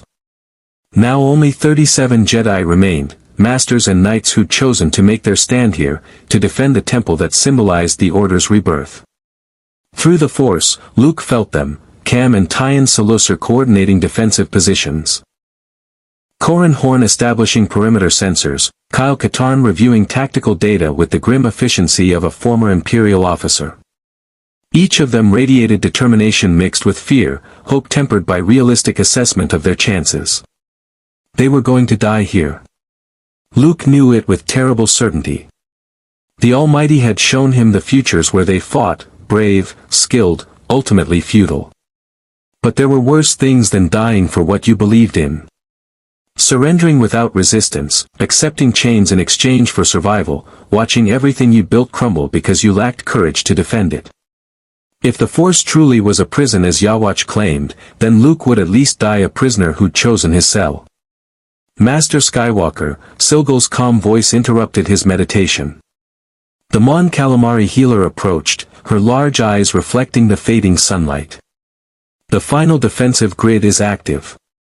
We've placed charges beneath the temple foundations. If Yhwach attempts to convert this place into another Exegol, we can deny him the Nexus by destroying it entirely. Luke nodded slowly. The decision to potentially destroy the temple had been agonizing, but necessary. Better to reduce it to rubble than let it become a stronghold for someone seeking to unmake the Force itself. Any word from Leia? Luke asked. The New Republic fleet is positioning throughout the sector, but they're maintaining distance per your request.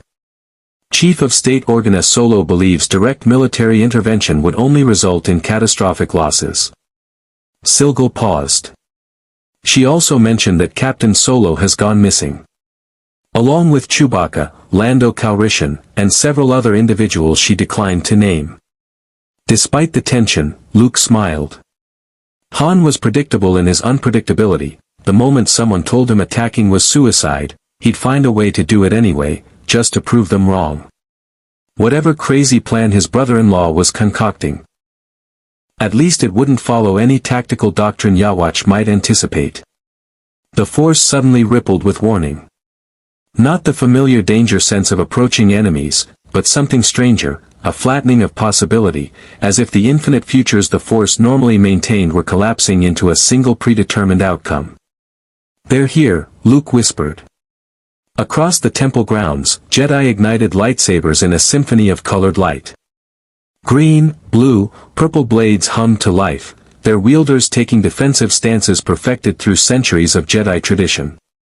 Through the Force, Luke felt their unity, 37 individual wills merging into a collective determination to stand against the impossible. Then the sky tore open. Not literally, no dimensional breach like the one on Moraband. But reality itself seemed to bend as Yhwach manifested on the temple grounds, stepping from nothing into existence with the casual authority of someone who owned causality itself. Behind him, the air shimmered and 50 Shuttstaffel materialized in perfect formation, their white uniforms stark against Ossus's verdant landscape. And flanking Yhwach, 24 figures in modified Sith robes radiating power that felt utterly wrong to Force-sensitive perception. The Stern Ritter. Former cultists now transformed into something neither Jedi nor Sith. Luke descended from the balcony, using the Force to slow his fall until he landed gracefully before the assembled invaders. 30 yards separated him from Yhwach, close enough to feel the being's overwhelming presence, far enough to react if violence erupted. You came, Luke said, stating the obvious because someone had to break the silence. Did you doubt I would? Yhwach replied, his three eyes studying Luke with the dispassion of a scientist examining a specimen. I told you I would free this galaxy from the Force's tyranny. That liberation begins here, with the symbol of its defenders. This temple represents hope. Luke countered. A new beginning for the Jedi, free from the dogma and mistakes of the past. You destroy it, you destroy the possibility of something better. I offer something better, Yhwach corrected. You seek to reform the Jedi Order, to create Force users who avoid the pitfalls of your predecessors. Noble intent, Jedi. But ultimately futile. As long as the Force exists, it will guide events toward its definition of balance, which means ensuring light and dark remain in eternal conflict. Your reformed order will fail just as the last one did, because the Force requires it. Luke felt the truth in those words like a knife between his ribs. How many times had he wondered why the Jedi fell? Why beings as powerful and wise as Yoda and Mace Windu couldn't prevent Palpatine's rise? What if the answer was that the Force itself had permitted, perhaps even orchestrated, their failure to maintain cosmic balance? Even if that's true, Luke said, choosing your alternative means abandoning the Force entirely. Severing people's connection to the energy that binds the galaxy together. That's not liberation, that's amputation. Is it? Yhwach gestured, and one of the Sternritters stepped forward, the Zobrick woman who'd been the first to accept his power. She raised her hand, and spiritual energy erupted from her palm, not in a stream but in a perfectly controlled sphere that hovered between them. This woman was once bound to the dark side, slowly being consumed by hatred and passion. Now she wields power based purely on will. She is stronger than before, uncorrupted by the dark side's influence, and completely free to make her own choices. Tell me, Jedi, is this slavery or freedom? Luke reached out through the Force toward the Zobrick and felt nothing. She was a void, a blank space where a person should be. But she was clearly alive, clearly sapient, clearly exercising power and agency. It was disturbing on a fundamental level. Like seeing someone walking around without a shadow. Your students, Yhwach continued, gesturing toward the Jedi position throughout the temple grounds, believe they serve the light. But they serve the Force's definition of light, which exists only in opposition to dark. Remove the Force, and such artificial divisions become meaningless. People simply become people again, acting according to individual morality rather than cosmic dichotomy. You're wrong, Luke said, and for the first time, he felt absolute conviction. Not from Force guidance, but from his own understanding of what he'd witnessed. I've seen people make evil choices with no Force corruption involved. I've watched beings commit atrocities out of pure greed, fear, or hatred, emotions that exist independent of the dark side. Removing the Force won't eliminate cruelty or selfishness. It will just remove the one thing that connects us all, that reminds us we're part of something larger than ourselves. Yhwach tilted his head, genuinely curious. You defend your prison eloquently, Jedi. I almost admire it. But admiration doesn't change reality. I have seen every possible future that branches from this moment. In each one, you and your Jedi resist. In most, you die. In some, you survive but fail. In exactly 3 futures out of thousands, you achieve something unexpected, something I cannot fully perceive because it violates causality itself. Then you don't see everything, Luke said quietly. No, Yhwach admitted with surprising honesty. The Force occasionally permits impossibilities, miracles, as you call them. Events that shouldn't occur but do because cosmic will supersedes natural law. If you can access that level of power, you might surprise me. But such miracles are rare, Jedi. And the Force grants them only when absolutely necessary for its own preservation. He raised his hand, and the Shuttstaffel began advancing. Not running or charging, but walking with mechanical precision toward the temple. Behind them, the Sternritter spread out, their spiritual energy crackling in the air like electrical storms. Last chance, Yhwach said. Surrender. Accept the liberation I offer. Your students will be given the same choice I extended to the Sith cultists, serve willingly and retain agency, or resist and become raw material. There is no shame in accepting reality, Jedi. Only foolishness in denying it. Luke ignited his lightsaber. The green blade hummed to life, casting emerald light across his determined face. Around the temple grounds, 36 other lightsabers activated in response, a constellation of colored light declaring defiance against the darkness. The Jedi stand with the Force, Luke declared. Not because we're slaves to it, but because we choose to defend it. That choice, made freely, in full knowledge of what we face, proves we're more than puppets.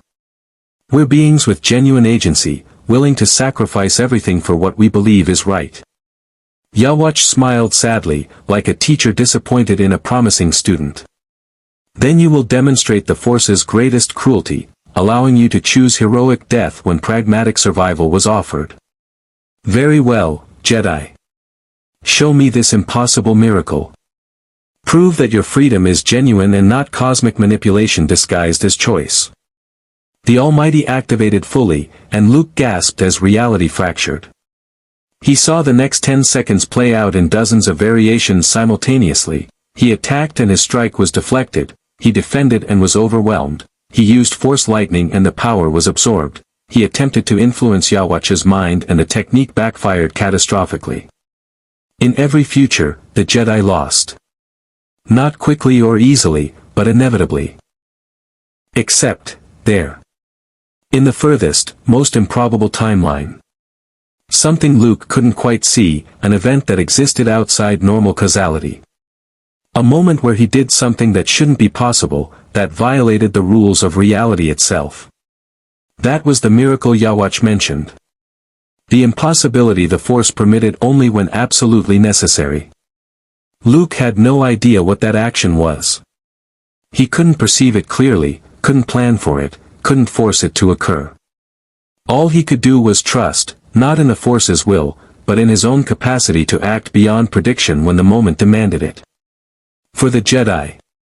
Corran Horn's voice rang out across the temple grounds, and 37 lightsabers surged forward in coordinated assault. The Battle of Ossus had begun. Schutzstaffel met Jedi in brutal melee, hollow soldiers wielding energy weapons that matched lightsabers blow for blow. Sternritter unleashed torrents of spiritual energy, blasting through force barriers and scorching stone. The temple grounds became a chaotic war zone, the careful garden paths Luke had personally designed now torn apart by powers colliding beyond mortal comprehension. Luke fought his way toward Yhwach, deflecting spiritual energy attacks with his lightsaber, using force speed to dodge strikes from Schutzstaffel, pushing himself beyond any limits he'd previously known. Around him, Jedi fell, not dead, but absorbed, their life force ripped away as they withered into desiccated husks. Cam Salusar went down first, overwhelmed by 3 Sternritter working in perfect coordination. Luke felt his friend's presence vanish from the Force, not extinguished but severed, consumed by Yhwach's power. Tyen screamed her husband's name and fell to a Schutzstaffel blade moments later. Corran Horn took down 5 enemies before spiritual energy overwhelmed his defenses. Silgal fought with the desperation of a healer forced into combat, buying time for younger Jedi to escape before she too was absorbed. One by one, Luke felt them disappear. 37 became 20. 20 became 12. 12 became 5. And through it all, Yhwach stood at the center of the carnage, absorbing the life force of fallen Jedi, growing stronger with each death. The Almighty showed him every strike before it landed, every force technique before it manifested, every desperate gambit before it was attempted. Luke found himself alone, surrounded by enemies, standing in the ruins of everything he'd built. Blood stained his robes, not his own, but splattered from friends and students who died believing in his vision of a better Jedi Order. The temple burned behind him, the carefully preserved texts and artifacts reduced to ash. Yhwach approached, unhurried, inevitable. It is finished, Jedi. Your order dies here, as the old one died on Coruscant. The Force permitted this to happen because even Cosmic will recognize its futility. Surrender now. Join me willingly, and your knowledge will be preserved. Resist, and you become nothing, just another soul absorbed into the Wandenreka's foundation. Luke stood, breathing hard, his lightsaber still ignited despite exhaustion screaming through every muscle. He reached out through the Force, seeking the miracle Yhwach had mentioned, the impossible action that might change everything. And the Force responded. Not with guidance or visions. Not with power or technique. But with a simple, profound truth, the greatest miracle is choice made without certainty of outcome. Faith without proof. Action without guarantee of success. Luke understood. Yhwach could see every possible future, could choose which timeline manifested. But he couldn't control what Luke chose to believe was possible. If Luke acted in absolute faith that something impossible would occur, not because he saw it in a vision, but because he chose to believe it could, then that very belief might create the miracle. It was insane. Irrational. Everything the old Jedi Order would have called reckless attachment to desired outcomes. It was also the most free choice Luke had ever made. He closed his eyes, lowered his lightsaber, and spoke words that made no tactical sense. I believe in the impossible. I believe the Force responds to genuine faith. And I believe that you, Yhwach, for all your power, cannot control what I choose to hope for. Yhwach frowned, the Almighty scanning futures frantically. What was the Jedi doing? This made no sense, surrendering his weapon, closing his eyes, speaking nonsense about hope and belief. None of the futures showed this leading to victory. None of them indicated. Reality cracked. Just a hairline fracture, imperceptible to anyone without Yhwach's level of perception. But it was there, a moment where causality itself hiccuped, where the universe paused to acknowledge something impossible was about to occur. And in that infinitesimal gap between what was and what could be, Luke Skywalker did the impossible. He let go. Not of life, not of the Force, but of outcome itself. He stopped trying to win or survive or save the day. He simply existed in that moment, in absolute acceptance of whatever would come, in perfect peace with the uncertainty of existence. The Force responded to that purity of surrender. Not by granting power or technique, but by allowing something beyond power, genuine miracle. An event that violated causality not because Luke manipulated reality, but because he'd stopped trying to manipulate anything at all. The temple grounds exploded with light, pure, searing Force energy that erupted from Luke like a supernova. Not an attack, not a defense, but an expression of connection so profound that it temporarily made him a living conduit for the Force itself in its most undiluted form. Yhwach staggered back, the Almighty showing him futures collapsing, timelines shattering. Probability itself becoming meaningless in the face of genuine cosmic will manifesting through a willing vessel. For 3 seconds, an eternity in combat, a heartbeat in cosmic terms, Luke Skywalker transcended mortality and became something else entirely. Not a Force ghost, not an ascended being, but a temporary focal point for the Force's full attention. And in those 3 seconds, everything changed. The light emanating from Luke Skywalker wasn't heat or plasma or any conventional energy, it was raw, unfiltered Force essence made visible. Yhwach raised his hand to shield his eyes, the Almighty frantically calculating, adjusting, attempting to select a future where this phenomenon didn't threaten him. But there were no such futures. Every timeline showed the same outcome, Luke's transformation into a living nexus, a being so completely surrendered to the Forces will that distinction between man and cosmic entity temporarily cease to exist. This was the miracle Yhwach had glimpsed but couldn't prevent. The impossibility the Force permitted when its own existence was threatened. Fascinating, Yhwach said, his voice cutting through the radiance with clinical detachment. You've achieved what few beings in any universe manage, complete ego death while maintaining consciousness. You're not controlling the Force, you're allowing it to act through you without filter or resistance. In my world, we called such beings vessels of God. They rarely survived the experience. Luke's eyes opened, but they weren't entirely his anymore. They held millennia of accumulated wisdom, the combined knowledge of every Jedi who'd ever lived, the Force's own perspective on its existence and purpose. When he spoke, his voice carried harmonics that seemed to come from everywhere and nowhere simultaneously. You seek to unmake me, Luke, or the Force speaking through Luke, said. To sever the connections that bind all living things, to free the galaxy from what you perceive as cosmic tyranny. Your intentions are not born from malice but from genuine conviction that predestination is slavery. Yes, Yhwach confirmed, lowering his hand. The Schutzstaffel and Sternritter had frozen, uncertain how to engage an opponent who transcended conventional combat. I destroyed the Soul King for maintaining a cycle of life and death that imprisoned all souls in predetermined roles.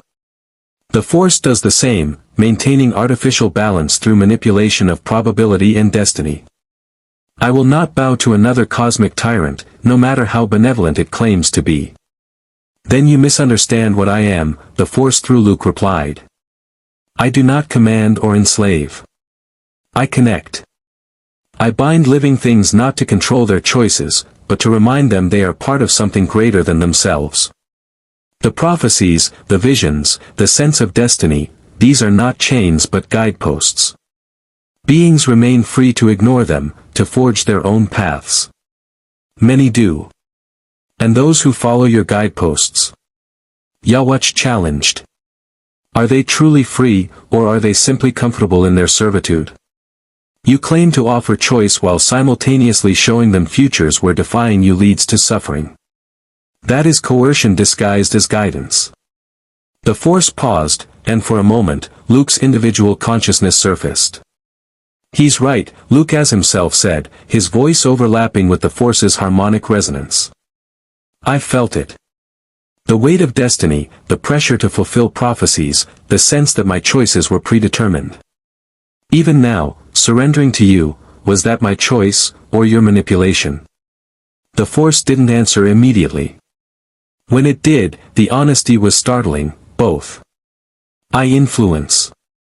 I guide. I nudge probability toward outcomes that preserve balance. But I cannot force genuine choice. Luke Skywalker chose to let go because he believed it was right, not because I compelled him. That distinction, between influence and control, is what separates me from the Soul King that Yhwach destroyed. A semantic difference, Yhwach dismissed. Influence wielded by an overwhelmingly powerful entity becomes control by another name.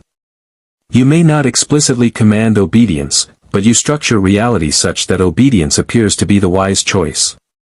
That is tyranny through architecture rather than decree. The Force through Luke tilted its head, acknowledging the argument's validity. Then what do you propose? If you succeed in severing all Force connections, what replaces them? Individual will operating in isolation, with no cosmic context or connection to others. That is not freedom, that is loneliness elevated to universal principle. It is authenticity, Yhwach countered.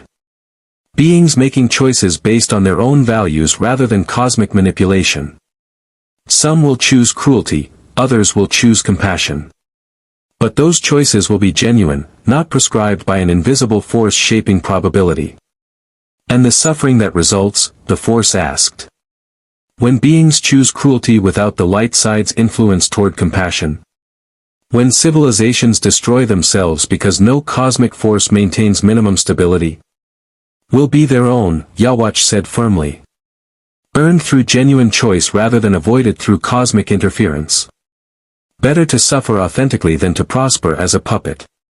The philosophical argument hung in the air between them, two cosmic perspectives on freedom, choice, and the nature of existence. Around them, Jedi and Sternritter watched in awed silence, witnessing a debate that transcended military conflict. Then the Force through Luke did something unexpected, it laughed. Not mockery, but genuine appreciation for Yhwach's conviction. You are remarkable, the Force said. In all my existence across countless galaxies and iterations of reality, few beings have challenged my nature so thoroughly. You are not wrong, Yhwach. I do manipulate. I do guide toward outcomes I deem necessary. But I do so because I am, fundamentally, life itself, and life tends toward continuation, connection, and growth. Remove me, and you remove that tendency. What remains may be more free in the abstract sense, but it will also be more fragile, more prone to extinction. Then let it be fragile, Yhwach replied. Let civilizations rise and fall based on their own merits rather than your cosmic favoritism. Let heroes be genuine rather than chosen ones fulfilling predetermined roles. And if the galaxy falls into chaos without your guidance, at least it will be honest chaos rather than managed decline disguised as balance. The Force through Luke considered this. For a long moment, the temple grounds were silent except for the crackling of fires and the distant rumble of thunder. Then Luke's individual consciousness surged forward, temporarily pushing aside the Force's cosmic perspective. "Wait," Luke said, his voice fully his own again. "You're both wrong." Both cosmic entities focused on the Jedi Master, surprised by his assertion. "The Force isn't perfectly benevolent," Luke continued, "but it's not tyrannical either. And you, Yhwach, offer liberation, but at the cost of everything that makes life meaningful. Connection, purpose, the sense that we're part of something larger than ourselves. You're both presenting false choices, absolute cosmic guidance or complete isolation. Then what do you suggest?" Yhwach asked, genuine curiosity in his voice. "Synthesis," Luke said. "The Force continues to exist, continues to connect living things, but we, all of us, become more aware of its influence. We teach people to recognize when they're being guided versus making genuine choices. We acknowledge that complete freedom from all influence is impossible and probably undesirable, but we also reject the idea that destiny is unchangeable. We create a galaxy where beings understand they're influenced by the Force but not controlled by it. That is what already exists," the Force said gently. "What you describe is the current reality, Luke. Beings have always been free to recognize my influence and choose differently.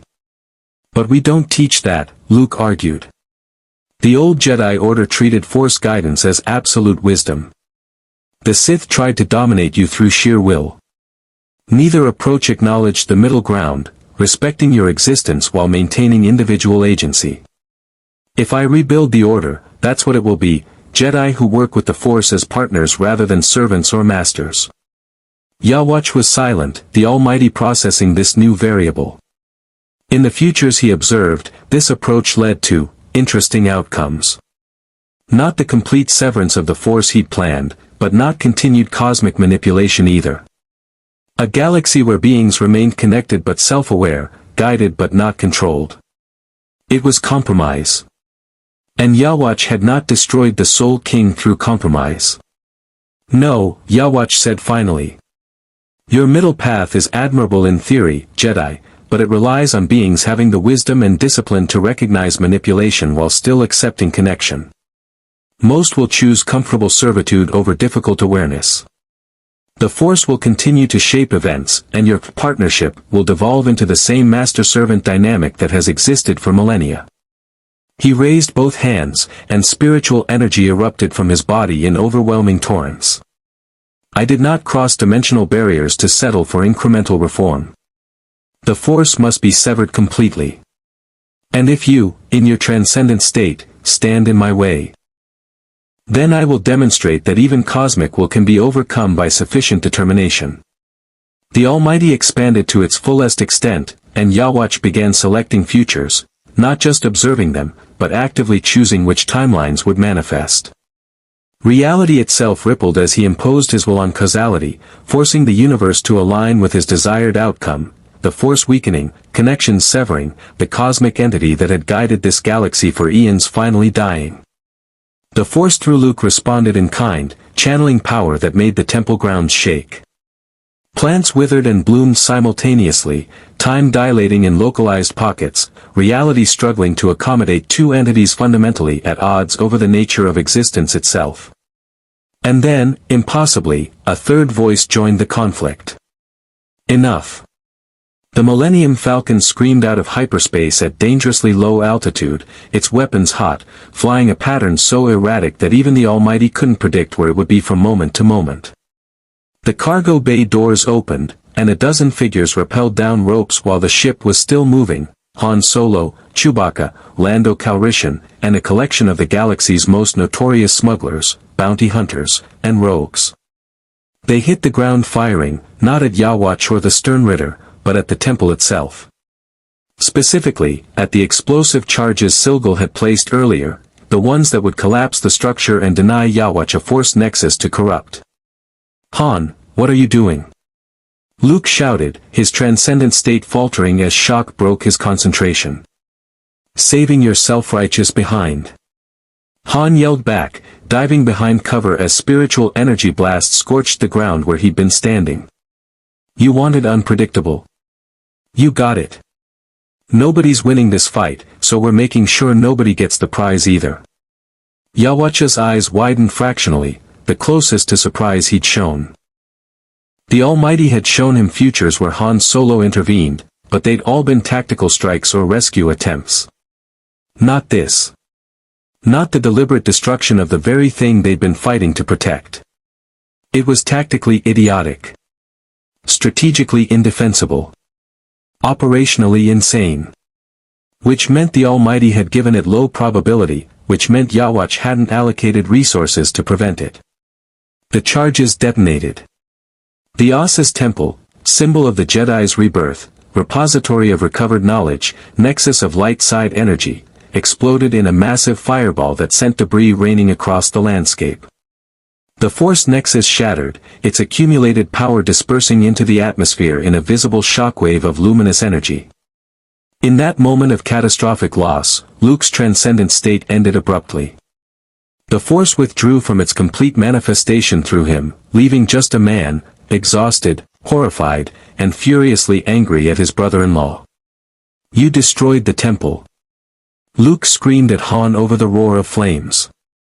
Yeah, well, you were losing. Han shot back. And I figured if this Yhwach guy wants to conquer Force-important places, we don't let him have them. If we can't win, we make sure he can't either. It was the logic of a scoundrel, a gambler who'd rather overturn the sabacc table than lose the hand. But looking at Yhwach's expression, genuine frustration flickering across features that usually projected absolute certainty, Luke realized Han had done something important. He denied victory to both sides. In a conflict between cosmic entities arguing over the nature of freedom and control, Han had chosen chaos. Not as philosophy, but as pure, stubborn refusal to let anyone else dictate terms. Retreat. Lando shouted, firing a grappling line back toward the still hovering Falcon. Everybody up. We're leaving before that three-eyed bastard decides to absorb us. The remaining Jedi, 5 survivors out of 37, scrambled toward the rescue ship. Luke hesitated, looking at the burning temple, feeling the loss of everything he'd built. Then he felt Yhwach's attention focusing on him, the Almighty calculating futures where Luke was absorbed here and now. The being had been impressed by the Force's manifestation, intrigued by Luke's philosophical argument, but ultimately, Yhwach remained committed to his goal. And a Jedi Master, even exhausted and depleted, represented too much power to leave unconsumed. Luke, move. Han's blaster fired past Luke's head, striking a Shuttstaffel soldier who'd been approaching from behind. Chewbacca's bowcaster provided covering fire as the Wookiee roared his impatience. Luke ran. It felt like surrender, like abandoning everything he'd fought for. But as he grabbed the rope and hauled himself up while the Falcon accelerated away from the destruction, Luke realized something important: sometimes survival was the victory. Sometimes living to fight another day, with hard-earned wisdom about cosmic manipulation and the nature of choice, mattered more than dying heroically for a philosophy he was no longer entirely sure of. Below, Yhwach watched the ship escape, the Almighty showing him futures where he pursued and futures where he let them go. He chose the latter, not from mercy, but from calculation. Luke Skywalker had evolved during their confrontation, had begun to question the very foundations of Jedi philosophy. That questioning would spread, would create division among those who opposed the Wandenrake. Better to let doubt do its work than to create a martyr. Secure the area, Yhwach commanded his forces. Absorb any remaining life force. The temple is destroyed, but the world remains. Ossus will serve as a forward base, a demonstration that even sacred Jedi ground can fall. The stern Ritter moved to obey, and as they worked, Yhwach stood in the ruins of Luke's dreams, contemplating the unexpected intervention. Han Solo, operating on pure chaotic instinct, had accomplished what the Almighty should have predicted. He'd created a third outcome in a conflict designed for only two. It was invigorating. For the first time since arriving in this galaxy, Yhwach felt genuine uncertainty about the ultimate outcome. Not fear, uncertainty and fear were different, but acknowledgement that variables existed beyond even his considerable perception.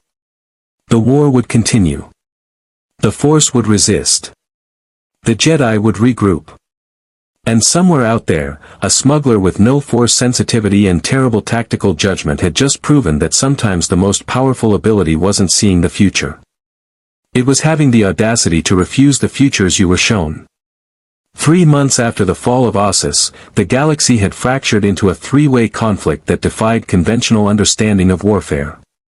The New Republic controlled the core worlds and major trade routes, fighting a defensive war against overwhelming tactical disadvantage. The Wandenrake expanded through the Outer Rim and unknown regions, absorbing planets not through conquest but through ideological conversion, offering freedom from the Force to populations who'd never known they were supposedly enslaved. And caught between them, scattered groups of Force-sensitive struggled to understand what they were truly fighting for. Luke Skywalker stood on the observation deck of the mobile Jedi vessel New Dawn, watching hyperspace tunnel past in streaks of impossible light. The ship had become the Order's temporary headquarters after Ossus fell, a repurposed Republic cruiser housing 30 Jedi survivors, scattered texts salvaged from the Temple's destruction, and more questions than answers. Master Skywalker, Tyen's voice pulled him from contemplation. The historian had survived Ossus by sheer luck. She'd been knocked unconscious early in the battle and buried under rubble that hit her from Yhwach's forces. The council is assembled. We need your guidance on the Dantooine situation. Luke followed her to the conference room where the surviving masters gathered around a holographic display. The situation report made his stomach clench. Dantooine, a peaceful agricultural world with a small Force-sensitive population, had formally requested Wandenrake protection. Not through conquest, but through democratic vote. 73% of the planetary government had chosen to accept Yhwach's offer of severance from the Force in exchange for his empire's patronage. It's happening across the Outer Rim, Corran Horn said, his voice tight with frustration. Yhwach isn't invading, he's recruiting. Planets see the New Republic struggling to defend them, see us unable to counter his tactical superiority, and they're choosing what they perceive as the winning side. Worse, some genuinely believe his philosophy. They want freedom from the Force. Can we blame them? Kyle Katarn asked. The former Imperial officer turned Jedi had always brought pragmatic perspective to philosophical debates. We've spent 3 months being systematically outmaneuvered. Every battle we plan, Yhwach counters before we execute. Every Jedi we send into the field risks absorption. From a civilian perspective, the Force hasn't protected them, it's made them targets. So we abandon them? Cam Salusar demanded. He'd been resurrected in a sense, his absorption had been interrupted during the chaotic evacuation of Ossus, leaving him with fragmented memories of existing as part of Yhwach's collective consciousness. It had changed him, made him simultaneously more understanding of their enemy's perspective and more determined to resist. Let Yhwach convert entire populations because fighting is difficult. I'm saying we need to reconsider what we're fighting for, Kyle replied. Luke asked the right question months ago. If the Force does manipulate events toward predetermined outcomes, are we defending freedom or servitude? We've been so focused on survival that we haven't answered that fundamental question. The argument that followed was one they'd had dozens of times, circular, passionate, ultimately unresolved. The Jedi were divided not by light and dark, but by something more fundamental, whether the Force's existence was worth defending if Yhwach's accusations held truth. Luke let them debate, his mind elsewhere. He'd been having visions, not Force visions precisely, but something stranger. Glimpses of futures that felt observed by another consciousness. Yhwach was letting him see possibilities, allowing Luke to perceive the timelines the Almighty calculated. It was psychological warfare of the most sophisticated kind, showing the enemy not just that they'd lose, but exactly how they'd lose, inviting them to despair before battle even began. But interspersed among those calculated futures, Luke occasionally glimpsed something else. Moments of genuine uncertainty in Yhwach's perception, brief flickers where the Almighty couldn't predict outcomes. They always involved the same element, people acting against their own apparent interest, choosing inefficient or irrational paths because of emotion, loyalty, or sheer stubbornness. Han destroying the Ossus temple had been one such moment. Leia refusing to negotiate with Yhwach despite military logic suggesting accommodation had been another. Scattered across the galaxy, small acts of unpredictable defiance were creating hairline cracks in the Almighty's otherwise perfect foresight. "Enough," Luke said quietly, and the council fell silent. "We're asking the wrong questions. Whether the Force manipulates or guides, whether Yhwach offers liberation or a different form of slavery, these are important philosophical debates, but they're not what will determine this war's outcome." "Then what will?" Tyen asked. "Choice," Luke replied. "Genuine, unpredictable, irrational choice. Yhwach can see every logical outcome, every calculated strategy. Every move that makes tactical sense. What he struggles with are the moments when beings act against their own self-interest. When they choose sacrifice over survival, loyalty over pragmatism, hope over despair. That's not a military strategy, Corran pointed out. That's faith." "Exactly," Luke said. "The Force has always asked us to have faith, in its guidance, in destiny, in the idea that things work out for a reason. What if we need faith in something else? Not in cosmic will or predetermined outcomes, but in our own capacity to make choices that transcend calculation?" Kyle leaned forward. "You're suggesting we fight Yhwach by being unpredictable? By making decisions that don't make sense strategically?" "I'm suggesting we remember what we're defending," Luke corrected. "Not territory or political systems or even the Force itself, but the right to make meaningful choices. If Yhwach offers freedom through severance, we offer freedom through connection, connection that acknowledges influence while maintaining agency. How do we do that while losing every military engagement?" Cam asked bluntly. Luke smiled grimly. "We stop fighting his war and start fighting ours. Yhwach wants grand confrontations where the Almighty gives him overwhelming advantage. We give him something else, a galaxy full of individuals making small, personal, unpredictable choices that collectively create chaos his power can't fully account for."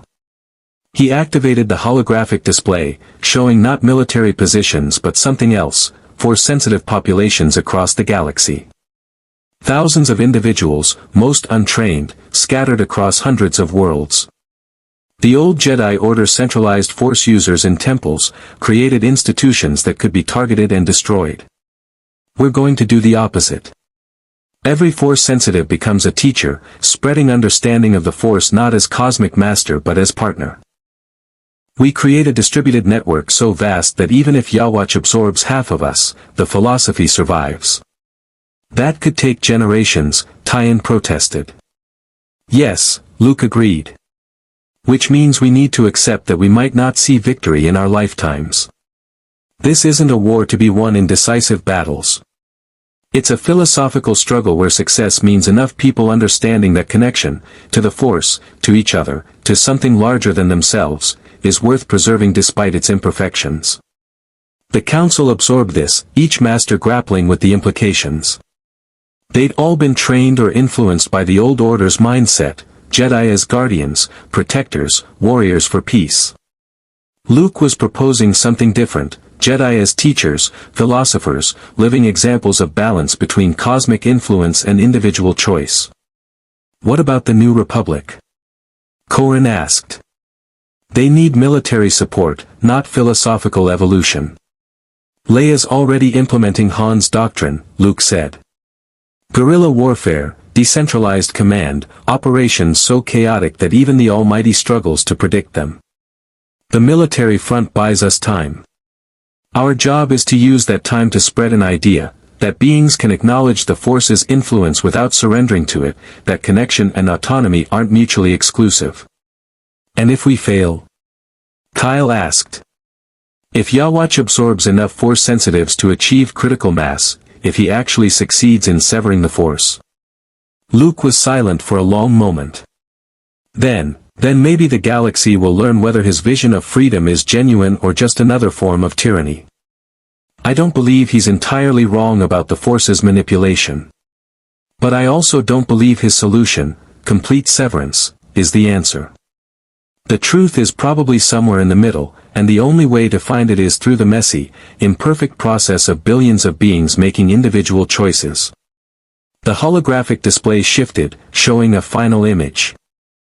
Yhwach's three-eyed visage staring out from Exegol, the Almighty calculating endlessly, seeking the optimal future where his vision of liberation manifested completely.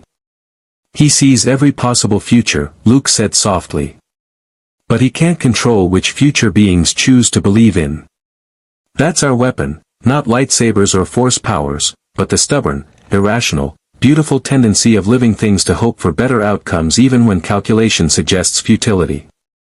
If we can keep that hope alive, spread it across the galaxy, make it viral and infectious, then maybe, just maybe, we create enough unpredictability that the Almighty can't account for all of it. You're talking about fighting omniscience with optimism, Corran said incredulously. I'm talking about fighting inevitability with possibility, Luke corrected. Yhwach owns the future. We own the present. And in the present, anything, even the impossible, can happen if enough people believe it can. The council debated long into the night, eventually agreeing to Luke's approach not because they were certain it would work, but because every alternative had demonstrably failed. They would scatter across the galaxy, teaching not Jedi doctrine but Force awareness, helping beings understand their connection to cosmic energy while emphasizing their sovereignty over their own choices. It was a long game. A gamble against an opponent who could see the odds. But as Luke Skywalker meditated alone later, reaching out through the Force to feel the scattered consciousness of billions of beings all making their own choices in their own ways, he felt something Yhwach's Almighty couldn't quantify, the chaotic, messy, gloriously unpredictable nature of life itself. The Force didn't control those beings. It connected them, influenced them, occasionally guided them. But ultimately, each one made their own choices, choices that sometimes aligned with cosmic will and sometimes defied it completely. That tension between influence and agency, between connection and autonomy, was what Luke would defend. Not the Force as perfect entity or beings as perfectly free, but the complicated, imperfect reality where both existed in eternal negotiation. Across the galaxy, Yhwach sat on his throne in Exegol's citadel, the Almighty showing him futures where the Jedi's distributed strategy succeeded and futures where it failed. The probabilities shifted constantly, influenced by variables too numerous to fully track, every individual choice cascading into larger effects, chaos theory manifesting on a galactic scale. For the first time since arriving in this reality, Yhwach felt something approaching uncertainty. Not about the ultimate outcome, the Almighty still showed victory in the vast majority of timelines. But about the cost, the duration, the possibility that even if he won militarily, the philosophical battle might continue indefinitely. Luke Skywalker had evolved from defender of the Force to something more nuanced, advocate for conscious connection, for acknowledged influence combined with preserved agency. It was a position Yhwach couldn't simply absorb or counter with superior power. It had to be defeated philosophically, proven inadequate through demonstration. Interesting, Yhwach murmured to the empty throne room. The Jedi has learned. He no longer defends his prison, he argues for reforming it. Making chains more comfortable rather than breaking them entirely. It's clever. Insufficient, but clever. The Stern Ritter had reported increasing resistance to their conversion efforts. Populations who might have accepted severance were hesitating, asking questions about what connection to the Force truly meant, whether liberation from it was worth the loss of something they'd never fully appreciated until it was threatened. Luke's distributed philosophy was spreading like a virus, infecting populations with doubt about both positions. Neither Yhwach's complete severance nor the old Jedi's complete devotion, but a third path that acknowledged complexity. Yhwach could see the futures where this led. Some showed the galaxy eventually accepting his vision. Others showed Luke's perspective prevailing. Many showed an uneasy stalemate where both philosophies coexisted uncomfortably, creating a galaxy permanently divided over the nature of freedom and connection. None of the futures were certain. All remained in flux, dependent on countless individual choices cascading into unpredictable outcomes. For a being who valued control over causality, it was maddening. For a being who'd claimed to offer freedom through his vision, it was instructive. Perhaps the Jedi's point, that genuine freedom meant accepting uncertainty, embracing the possibility of being wrong, living with the tension of influence and agency, had merit he hadn't fully appreciated. Not enough merit to abandon his goal, but enough to acknowledge that the war he was fighting had become more complex than simple liberation versus enslavement. Continue the campaign, Yhwach ordered his stern ritter through their spiritual connection. But prioritize conversion over absorption. Let populations choose. Force them to confront the question, is connection to the Force worth preserving, or is severance true liberation?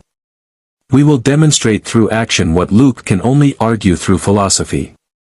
The stern ritter acknowledged and dispersed to their tasks, leaving Yhwach alone with the Almighty's infinite calculations. Somewhere in those countless futures, the answer existed. The definitive proof of whether the Force was prison or partnership, whether his vision was liberation or different slavery. He would find that answer. Would demonstrate it conclusively. Would prove to the galaxy that will, pure, uncorrupted, sovereign will, mattered more than connection to cosmic entities. Even if the proof took centuries to manifest. And in the space between Yhwach's absolute conviction and Luke's willing uncertainty, the galaxy continued to spin. Beings lived and died, made choices and faced consequences, connected to the Force or sought severance from it. The war continued not as clash of armies but as collision of philosophies, each side seeking to prove their vision of freedom was genuine while the other's was merely comfortable slavery. History would judge which perspective prevailed. But in the present moment, both existed simultaneously, a quantum superposition of possibilities where the future remained genuinely undecided despite Yhwach's power to observe it. And perhaps, Luke reflected as he drifted toward sleep aboard the New Dawn, that uncertainty was itself the answer. Not choosing between cosmic influence and complete autonomy, but living in the tension between them, making choices while acknowledging influence, striving for authenticity while accepting connection. It wasn't a satisfying answer. It wasn't clean or definitive or the kind of heroic clarity the old stories promised. But it was honest. And honesty, Luke had learned, mattered more than certainty.